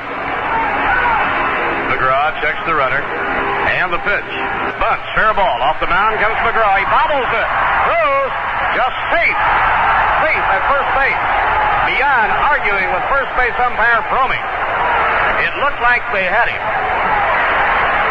And now the pressure is really on. It'll be a sacrifice and an error charged to Doug McGraw. McGraw took his eye off the ball to see if he had a play at second. Had to reach back and go get it a second time, and when he threw to first, it was too late. Now the hitter is Tony Perez, who tied the game with a home run in the 7th.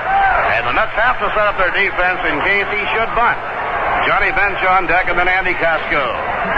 The pitch. And a towering pop-up. Buddy Harrelson scooting back into short left center. He's under it waiting. He has it. Harris is out on a pop fly.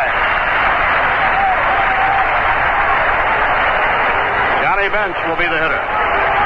Cleanup batter, John Bench. 1 for 3. A single in the 5th inning.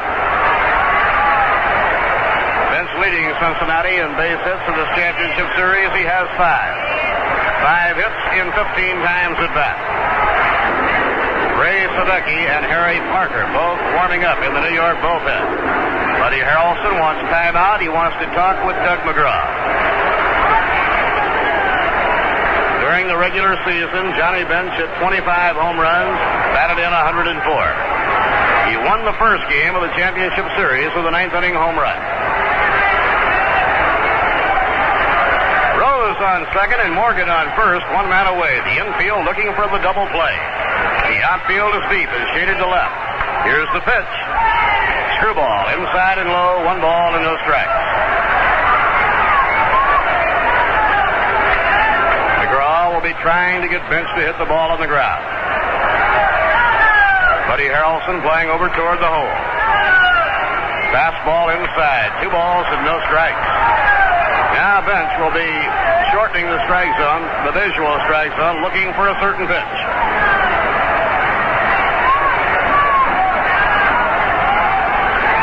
The 2-0 delivery.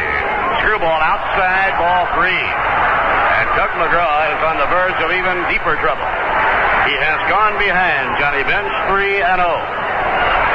Andy Casco is on deck. And the pitch. Just missed, ball 4, a screwball. And that just missed. The bases are loaded. Rose moves over to third. Morgan to second. Bench is on first. The batter is Andy Casco. Casco has struck out, hit into a double play, and drawn a walk. The Mets will play for the double play at second and short. They'll play in at first and third. McGraw from the stretch. Delivers. Strike ball, a curveball in the inside corner.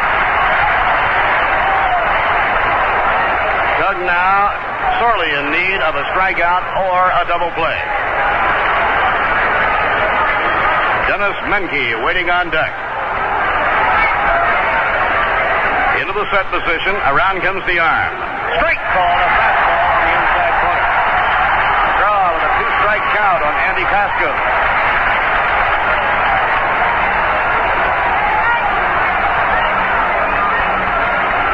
Brody stays in the catcher's crouch.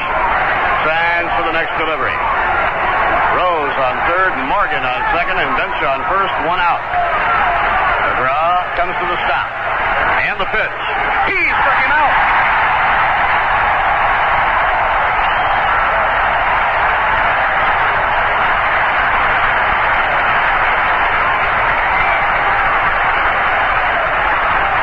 Coming up, Dennis Menke. standing at Shea.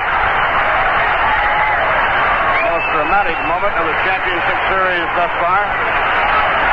Now the old pro Dennis Menke is the hitter. Menke 0 for 2 and a walk. The infield is back. McGraw will work from the stretch. He does not want Rose trying to steal home. And the pitch. Leonard popped in the air. Garrett will catch it. Side retires.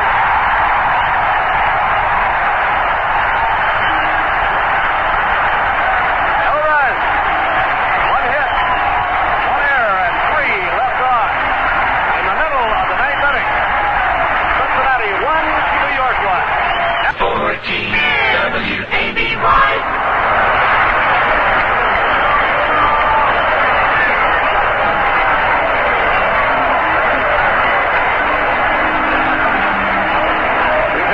Believe the roar at Shea Stadium following the third out.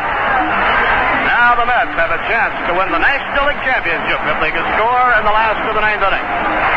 Menke tried to surprise everybody with a bunt with 2 men down, but instead popped the ball up. Felix Millan leads off against Don Gullet.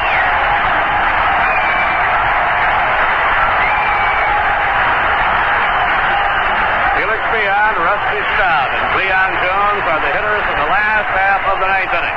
If the Mets can score, it is all over. They will be champions of the National League. Here's the windup and the pitch. And a pop over toward the crowd, out of play. Felix Millan drove in the New York run back in the third inning with a single to left field. Cincinnati 1 run on 4 hits. New York 1 run on 2 hits. And a base hit. You're going to hear a tremendous roar. Gullet has been very strong in relief. Here's the pitch. Ground ball, bounced over the mound, toward the middle. Grab by Cheney. The throw, safe.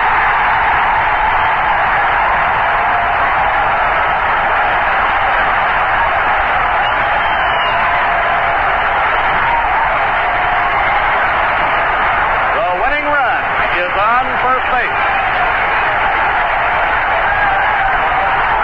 I said Cheney. Ed Crosby made a beautiful play.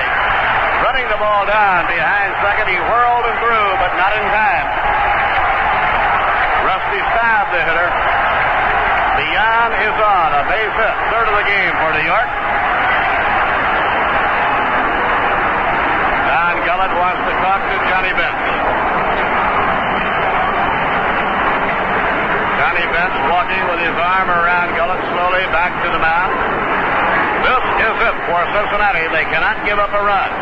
And thus so the entire infield gathers around. The winning run, the run that would mean the National League crown, is on first base. Ball was bounced right over the pitcher's head, taken behind second by Crosby. And the throw to first was not in time. Clay Carroll up in the bullpen. Now Staub stands in. Rusty is 0 for 3. And the pitch. He turns to bunt. Bunts the ball down the first baseline, foul. Rusty Staub trying to bunt Millan over, and he bunted the ball foul.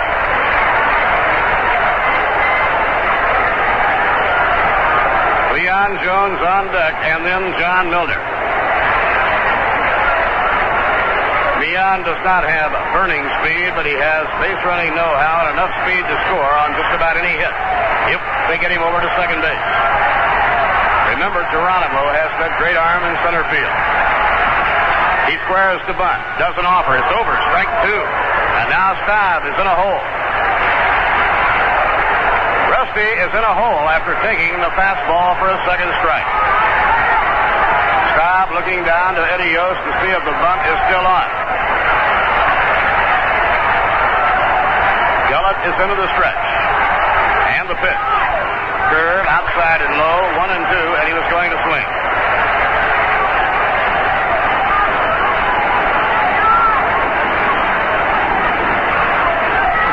Gullet staring at Millan, a short lead off first.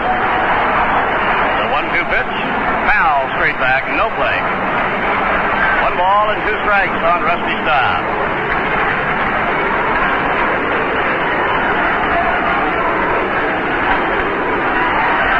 Millan Leon, who had batted in the only run back in the third, beat out an infield hit and is on first base. Gullett with a count of 1-2. Delivers. And a ground ball hit down to first. It is a foul ball. No play. Foul ball. They're happy about it, not realizing the ball has been called foul. Harrelson stepped on first and threw to second, not in time. But it's a foul ball. At the end of 3 at Oakland, Baltimore 1. Oakland nothing. The World Series will open Saturday afternoon in the American League City. In the National League City, it will be Tuesday night, Wednesday night, and Thursday night.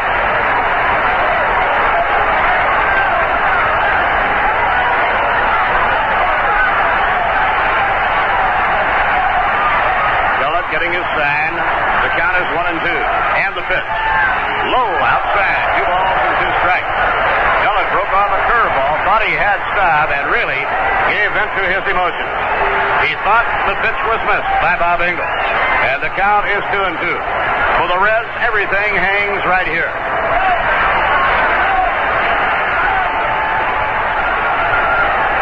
Leon Jones kneeling in the on-deck circle. Stop, got into a deep hole, trying to bump the runner over. Now the count is 2-2.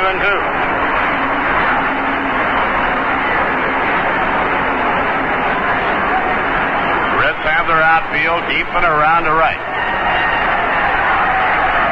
Stop, resetting himself in the batter's box. Here's the pitch. Foul straight back. He just got a piece of that. The count remains at 2-2 on Rusty.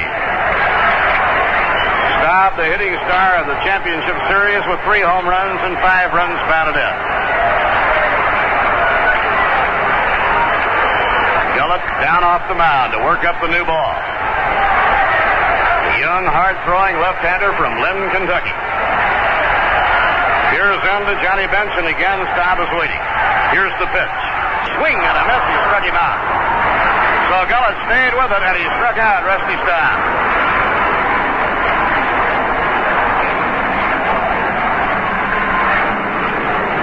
Third strikeout for Don Gullett. Cleanup batter, Leon Jones coming up. Leon has struck out and twice grounded out to short. Winning run, Felix Millan on first base, 1 out.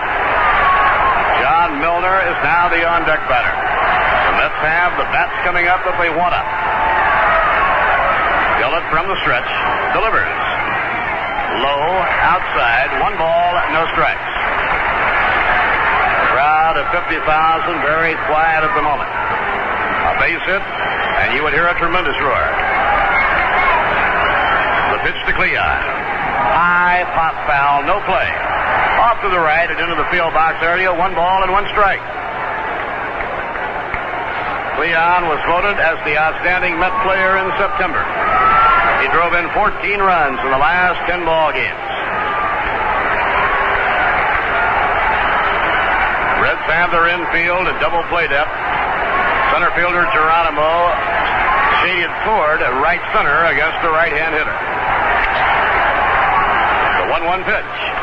High pop-up that might be playable. Morgan coming over near the line, and he'll be under it. He's waiting, and he hasn't. Jones out on a towering pop fly to shallow right. John Milner, the hitter. Milner has flied to right, walked and bounced out, nothing for 2. In the series, Milner 2 hits in 12 times at bat.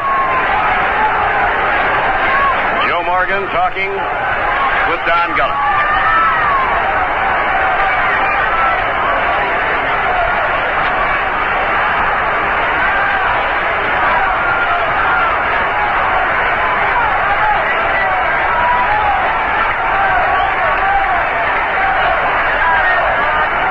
Gullett looking in now, has his sign. Millan a short lead off first. The pitch to Milner. Swing and a miss, strike 1. He challenged Milner. He threw the fastball, and the hammer could not get it.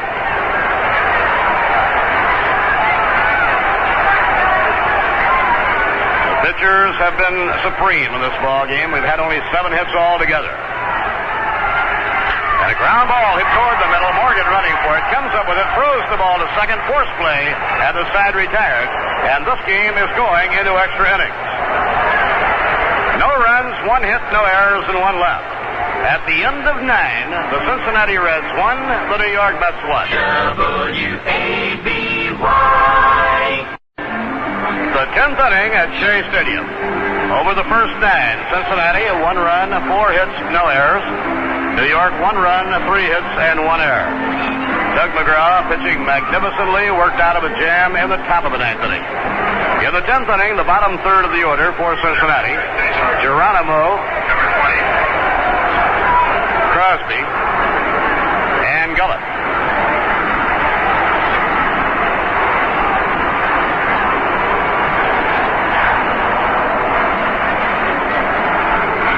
Center fielder Geronimo hitless and 3 times at bat. Left-hand hitter facing Doug McGraw. Doug swings out of the windup, and the pitch is hit in the air to right field. Rusty Staub going back. He's under it, makes the catch. The ball carried well. Staub finally one-handing it on the warning track, not very far from the fence. Ed Crosby bats for the first time. Cincinnati picked up Ed Crosby from the Cardinals to back up Darrell Cheney after Dave Concepcion was hurt. Crosby, a left-hand hitter. Here's the pitch on the way. Fastball low. Nothing going in either bullpen. Don Gullett will be coming up to hit. Gullett has now gone 4 scoreless innings at relief. Pitch by Doug McGraw. Looped in the air to short right center. Staub will not be able to catch it. It's a base hit. And Crosby is on with a soft Texas leaguer into right center field. Now the pressure starts to mount. It figures that if Gullett can bunt Crosby over, they'll rely on Pete Rose to get him home.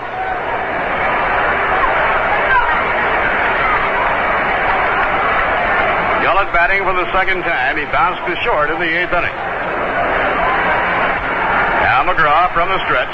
He turns to bunt. Bunts. The ball is in the air. Grabbed and dropped by Brody.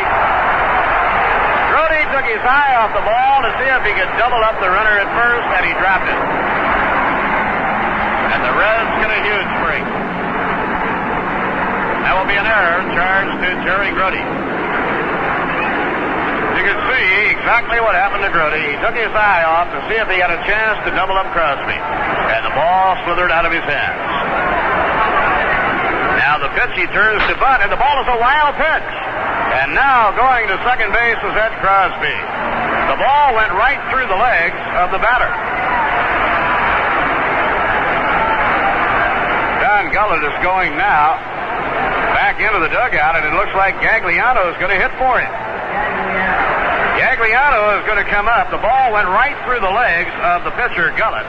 A wild pitch by McGraw, and now the tie-breaking run is on second. We will get a pinch hitter.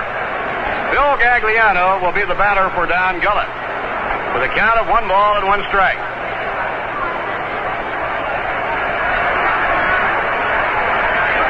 Clay Carroll will start warming up in the bullpen.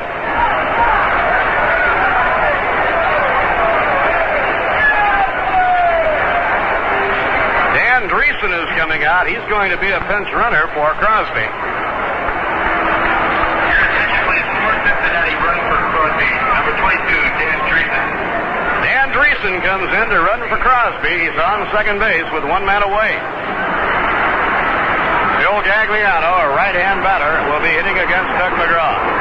Harry Parker now throwing in the New York Mets bullpen. Doug uncorked a wild pitch as the batter jumped away from the plate and went right through his legs. 1-1 pitch. Ground ball hit toward the hole at shortstop. Buddy up with it. The long Harrelson throw is in time. 2 men away. Pete Rose comes to bat. Yogi Berra comes out of the dugout. Yogi now will go to the mound and say, who would you rather pitch to, Pete Rose or Joe Morgan? Rose singled to right off Doug McGraw in the 9th inning. He has 2 hits and 4 times at bat. The National League batting champion who led the major leagues in base hits, he had 230 during the season. Pete Rose, 5 hits in 16 trips in this championship series. So now Yogi gathers his infield around and they talk it over. They have an option here. They can put Pete Rose on the open base at first and pitch to Joe Morgan. Or they can take their chances with Pete Rose. They're both very good hitters. Rose, a switch hitter, would bat right. Morgan is a left-hand hitter. So the meeting is over, and in a moment we'll have the answer.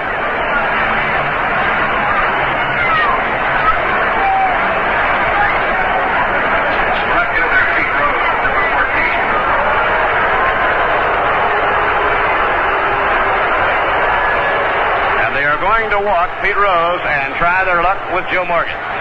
So Pete Rose will be intentionally walked. And Joe Morgan, 0 for 3, will be coming up against Tug McGraw. Morgan bunted his last time up, but the ball was fouled by Tug, and he got on base. So we had a tremendous amount of suspense in the 9th inning when the Reds were at bat. We have it all over again here in the 10th. Tug came in the game in the 7th inning with 2 down.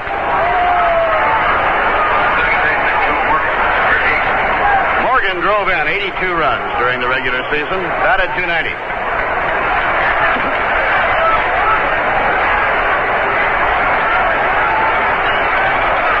Dan Dreesen, the pinch runner, is on second. Pete Rose on first, 2 men away. Top of the 10th inning, game tied 1-1, and Morgan is the hitter. Stretch by Tug McGraw. And the pitch. Too high on a fastball. 1 ball and no strikes.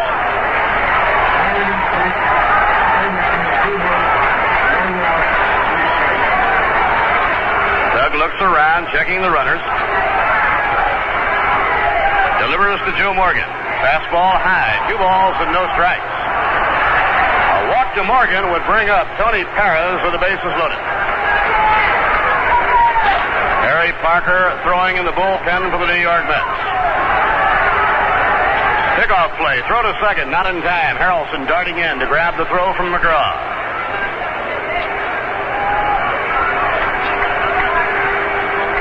Tug behind on a tough hitter, 2-0. In comes the pitch. Ball 3, high inside. McGraw's control has not been as sharp as usual here today. He had not been in a game since September the 4th. Now he is behind on Morgan, 3-0.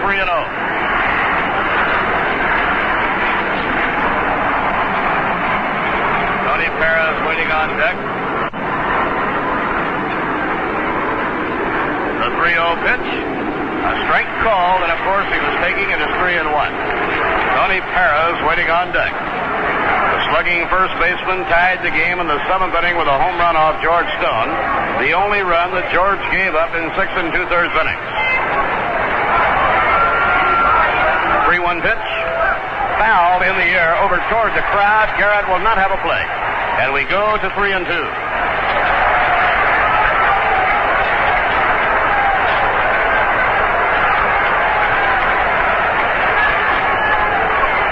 Count 3-2. This means that Dan Dreesen on second, Pete Rose on first. They'll both be running. 2 men away at the top of the 10th inning. Now the stretch by McGraw. Here's the pitch. Ball 4. McGraw will face Perez with the bases loaded.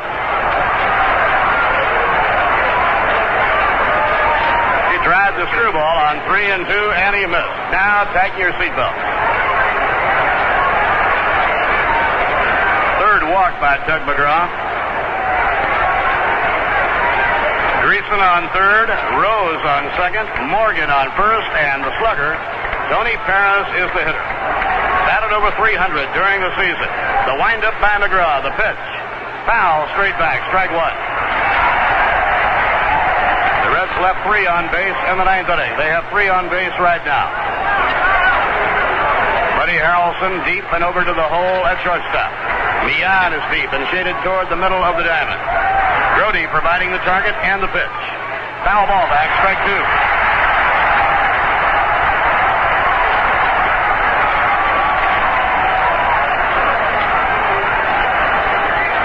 A 2-strike count to Tony Perez. Perez cocks the bat. McGraw using the full windup. The pitch. And a high pop fly into short right. Staub is under it. Staub is waiting. Makes the catch. And again, the Reds lead 3. No runs. 1 hit. 1 error and 3 left on. In the middle of the 10th inning, the Reds won, the Mets won. 14 WABY. Jerry Brody with 1 for 3 leads off. Clay Carroll appeared in 53 games during the season, won 8 and lost 8. Like McGraw, he finished the season very strong. And the pitch. Ground ball whacked to shortstop. Menke is up with it. And the throw to Perez, 1 down. Brody retired on 1 pitch. Don Gullett was brilliant in relief. He went 4 innings, allowed no runs, only 2 hits. Walked none and struck out 3.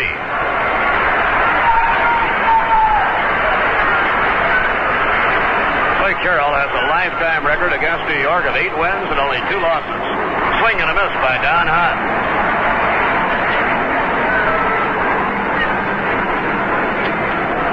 Don Hahn walked and later scored back in the 3rd. Mian drove him home. Since then, he's lined out and flied out. Pitch by Clay Carroll. Ground ball hit the shortstop. Menke to his left, comes up with it, and throws to Tony Perez, 2 down. 2 outs and nobody on. Buddy Harrelson coming up. They have played 4.5 innings in Oakland. Baltimore 1, Oakland 0. Mike Cuellar against Ken Holtzman.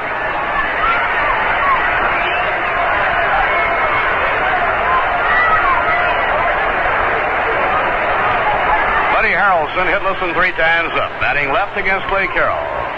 Got an idea about bunting, wanted to see the velocity of the ball, takes a strike call. Doug McGraw on deck. In comes the pitch, and a strike on the outside corner. Clay Carroll looking very sharp. Pedro Borbon and Ross Grimsley warming up for Cincinnati. And a pop fly into left field. An easy play for Pete Rose. He has it. And the Mets are out quickly in the 10th inning. No runs, no hits, no errors, and none left.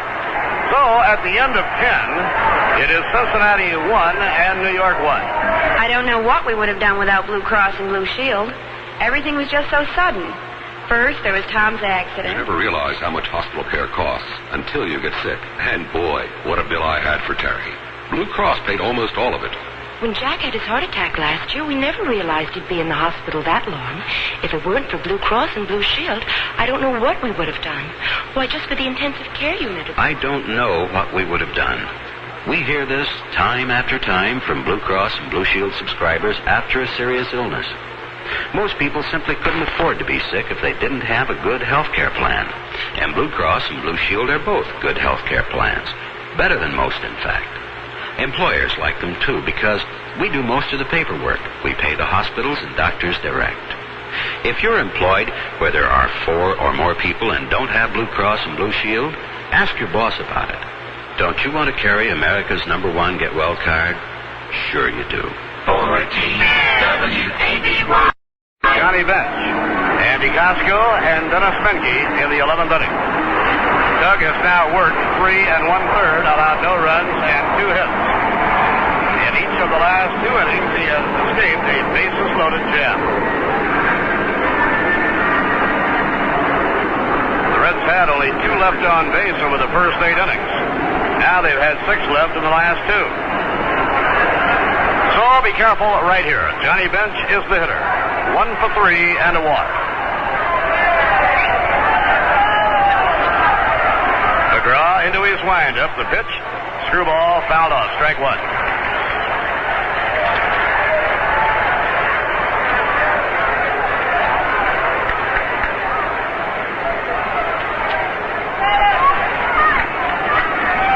Let's play the infield around to left and deep against the slugger, John Bench. The outfield is deep. The pitch by Tug McGraw breaks over the inside corner. Strike two. Johnny Bench jawing with umpire Bob Engel about the call of the breaking pitch. McGraw set to work. Now starts his windup. The pitch on the way inside and almost nicked him. Fastball that turned Bench away from the plate. 1 ball and 2 strikes. The 1-2 delivery. Ground ball hammered down to third. Over the bank. Fielded by Garrett. The very long throw. He's out. That grounder went right over the third base bag. The danger there is always of the ball hitting the bag, which would turn it immediately into a base hit, unless it took a very lucky bounce. So Garrett throws out Bench, and it brings up Andy Costco. Costco has taken an 0 for 3 collar and reached on a walk. He's a right-hand hitter. Change that is high. 1 ball and no strikes. We are in the 11th at Shea, and the game is tied 1-1. Breaking ball at strike. Evens the count on Costco. 1 ball and 1 strike. Veteran Dennis Menke is the on-deck batter. And a screwball fouled off. Just back over the screen and into the crowd. 1 ball and 2 strikes. Tug had an easy inning in the 8th and very hard innings in the 9th and 10th. The 1-2 delivery.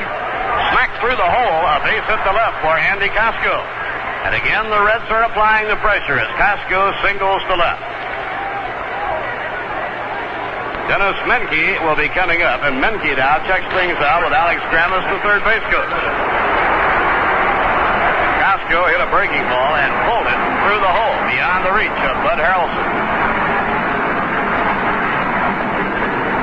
Menke is 0 for 3 and has drawn a 1. That was the 6th hit of the game for Cincinnati. He turns to bunt and bunts foul back toward the crowd. Strike 1.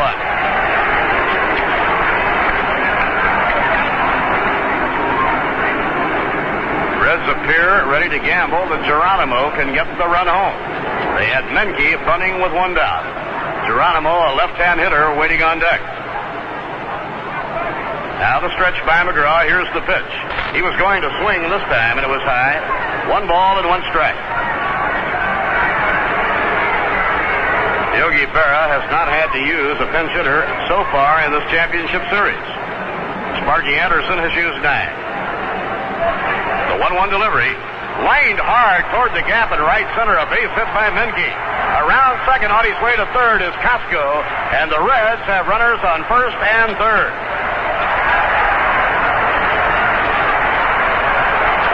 McGraw for the 3rd inning in a row is in deep trouble. Back-to-back base hits by Costco and Menke. And now Geronimo is called back to talk with Sparky Anderson.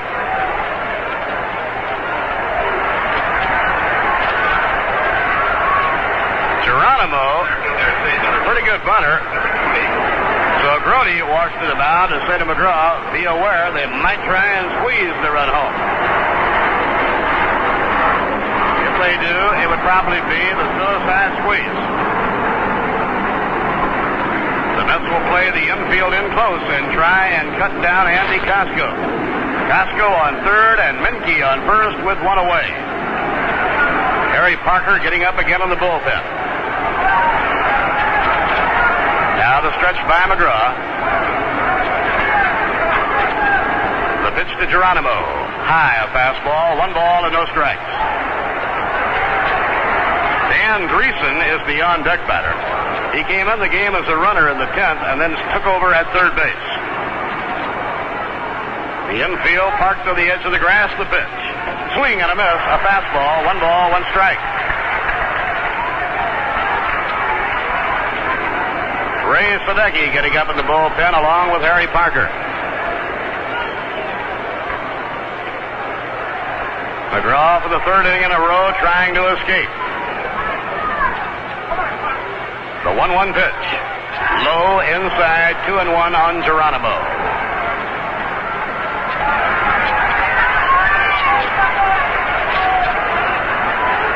Tug sorely in need of a strikeout at this point.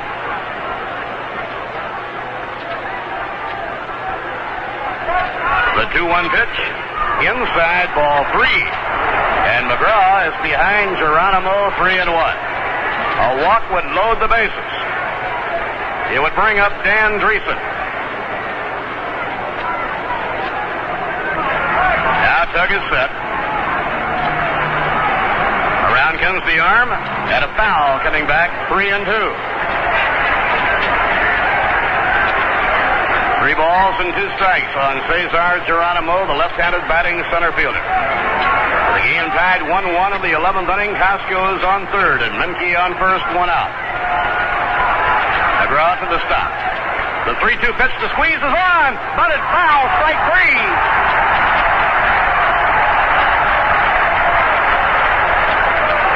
The suicide squeeze was on. Geronimo bunted the ball foul to strike out. Now Dreesen comes up with 2 men away, runners on first and third.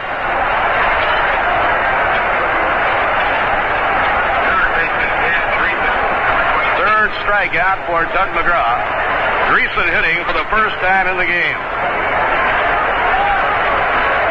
The rookie third baseman who came up from Indianapolis in June and wound up hitting over 300.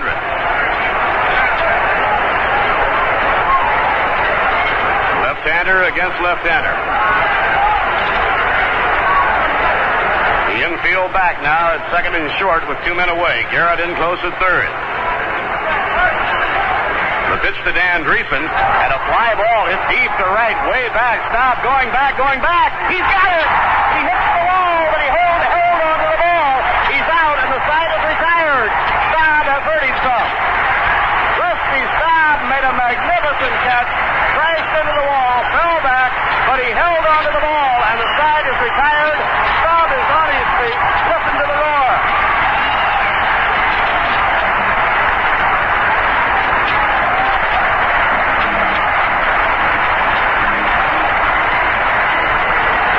They're standing and cheering and roaring for Rusty Staub. Staub is all right, and he's coming in. He raced all the way to the ball. He reached over his head, made a great one-handed catch, ran hard into the wall. It knocked him back on his back. He rolled over. He held on to the ball.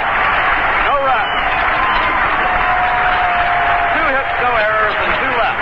Middle of the 11th, game tied 1-1. He went all the way and caught that ball, and he showed me a lot of courage because he knew that he was going to hit the fence. The Met fans are ecstatic. The Reds have left 8 men on in the last 3 innings.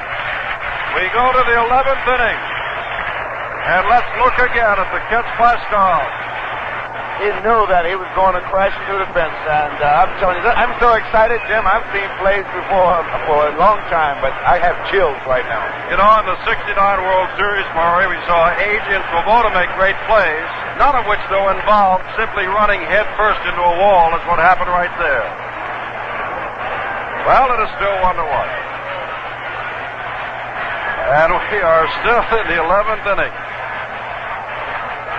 And we're going to have a pinch hitter, Ken Boswell, come up to Tug McGraw, who came on in the 7th inning and worked 4 1/3 innings, giving up no runs, 4 hits, struck out 3, walked 2, and was in a ton of trouble. But he got out of it. Let's pause briefly for station identifications. This is the NBC television network. WRGB, Schenectady. Boswell during the regular season hit .227. Boswell has not been to bat until now in these championships.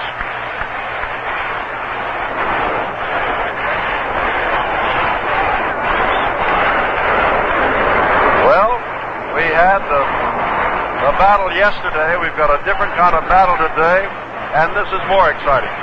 Jim, I tell you, I've played professional baseball for 22 years, and I've seen all kinds of great plays, and none of them turned me on the way these Mets are playing baseball today, especially Rusty Staub with 2 great catches. Add to that the 3 home runs he has hit in this championship series. Ground ball, Morgan, second hop, goes on to Perez, and there's 1 out of the 11th with the score tied at 1-1. Boswell, the pinch hitter, does not get the job done. We go back to the top of the batting order, and Wayne Red Garrett. 0 for 4 today, 1 for 17 in the series. They wrote about the battle yesterday. Someone's going to talk about this as being a classic. More than a few people. That's a foul out of play.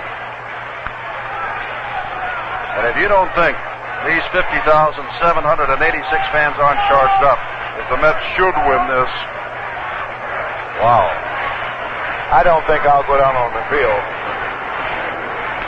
Garrett swings. Good-looking breaking pitch from Clay Carroll. It's 2 strikes. Give a point of interest that the Mets have more power hitting from the left side of the plate than the right side, and this is the first right-hander I can remember seeing pitch since we've done the last 2 games for the Reds. Missed outside. 1 ball, 2 strikes.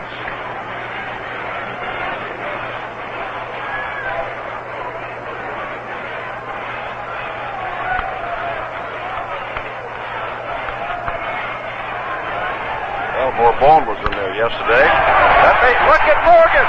Can he come up with it? He does another great play. Joe Morgan has turned in another fine play. Well, they're just trading him back and forth.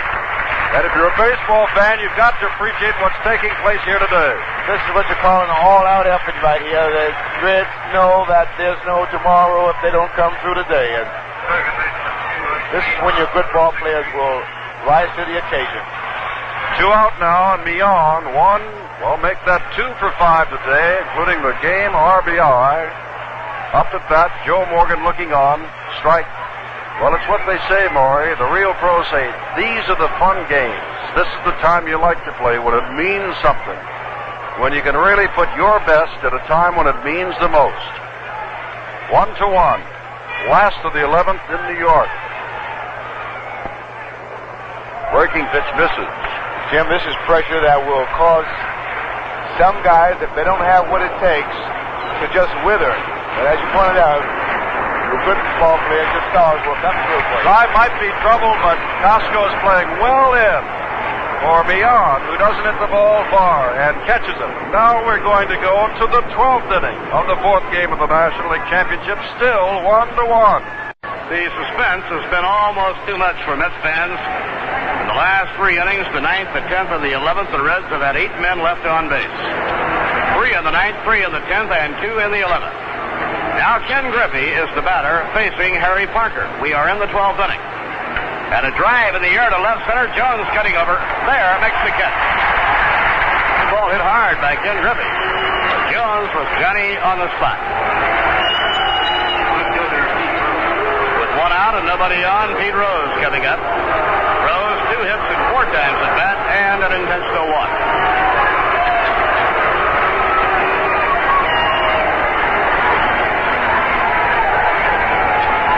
Baltimore 1, Oakland nothing. They are now in the last of the 7th inning. Their ball game was like this one. Mets led this game 1-0 until the 7th. And Pete Rose takes inside, ball 1.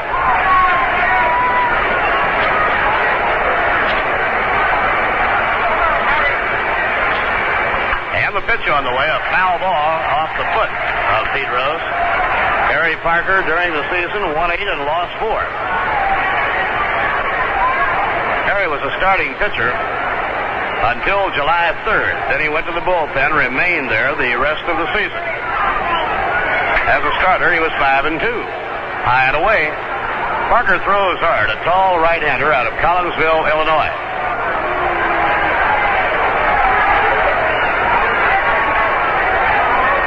The Reds feel they are a much better ball club when they're attacking a right-hander than a left-hander. And they saw mostly right-hand pitching during the season. Pete Rose hitting left-handed against Harry Parker. The count 2-1. Swing out of miss. High Hardman, that evens the count 2-2.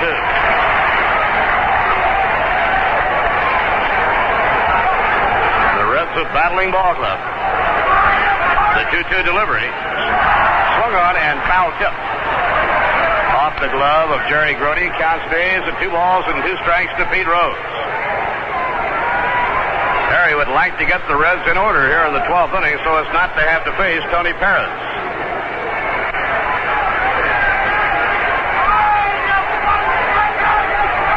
Pitching 2-2.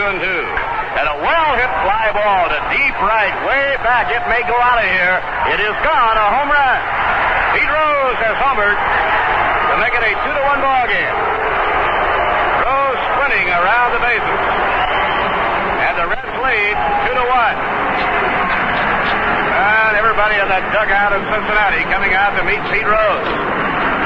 It was Rose who tied the first game with an 8th-inning home run off Tom Seaver. Now he has just put the Reds into a 2-1 lead. He hit only 5 during the regular season. He is some kind of a competitor.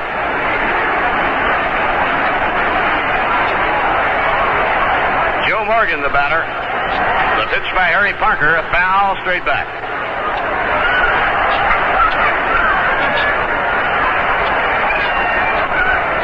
Rose with 5 during the regular season, now has 2 in the championship series.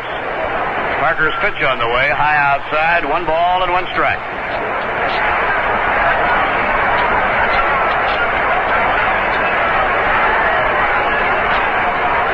Curve, foul, coming back up on the screen. 1 ball and 2 strikes to Joe Morgan. Morgan 0 for 3 with a sacrifice and a walk. 1 for 15 in the series. The home run by Rose was his 3rd hit of this ball game. And the pitch. High fly ball to left center field. Leon Jones drifting in, settles under it, and puts it away for the out. 2 men away on the top of the 12th inning, and now Tony Perez is the batter. Perez homered in the 7th inning to tie the game 1-1. Pete Rose has just given Cincinnati the lead 2-1 with a home run.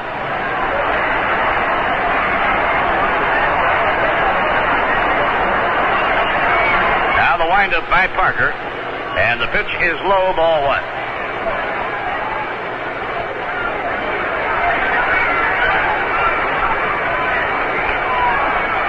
The 1-0 delivery, high and away, 2 balls and no strikes. Either Ross Grimsley or Pedro Borbon will be coming on in the last of the 12th, and this will have the heart of their batting order coming up: Staub, Jones, and Milner. Fastball, a strike call, 2-1 on Tony Perez. Perez was held without a base hit his first 14 times up in the series. His first hit was a home run in the 7th. And a high fly ball to right field. Leon cutting over toward the line to center it, and he has it. 1 run. 1 hit, a home run by Pete Rose, no errors and none left. In the middle of the 12th inning. The Cincinnati Reds 2, the New York Mets 1. Now relieved in all 4 games of the championship series. And the pitch to Rusty, popped in the air to left field. Rose under it waiting, and he has it. 1 down. Fly ball right to Pete Rose. He barely had to move. So Borbon, with a victory in the series, has a chance now to record a save. If the Reds win, Game 5, the deciding game tomorrow afternoon here at Shea at 2 o'clock. Tom Seaver versus Jack Bellingham. There are some reserved and box seats available that go on sale tomorrow morning at 8 o'clock in the advanced sale window near Gate D. Leon Jones 0 for 4, the pitch. It's high, ball 1. Pitchers of record at the moment are Clay Carroll and Harry Parker. On the outside corner, a call strike. 1 ball, 1 strike.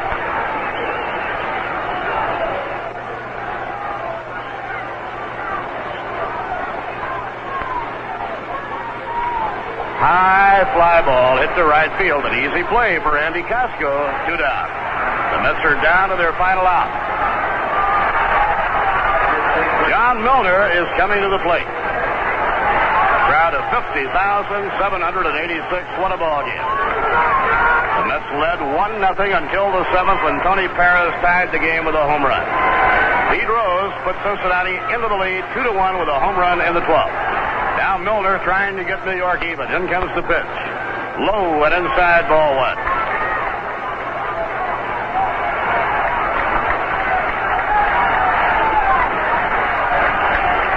Borbon winding. The pitch to Milner, fouled, out of play, behind third, far back up into the crowd. 1 ball, 1 strike. Milner 0 for 3 on base in the 4th inning with a walk. 2 for 13 in the series. He has the kind of power to get you even. They play the infield and the outfield around to right. Fastball, a call strike. And it's 1 ball and 2 strikes to John Milner.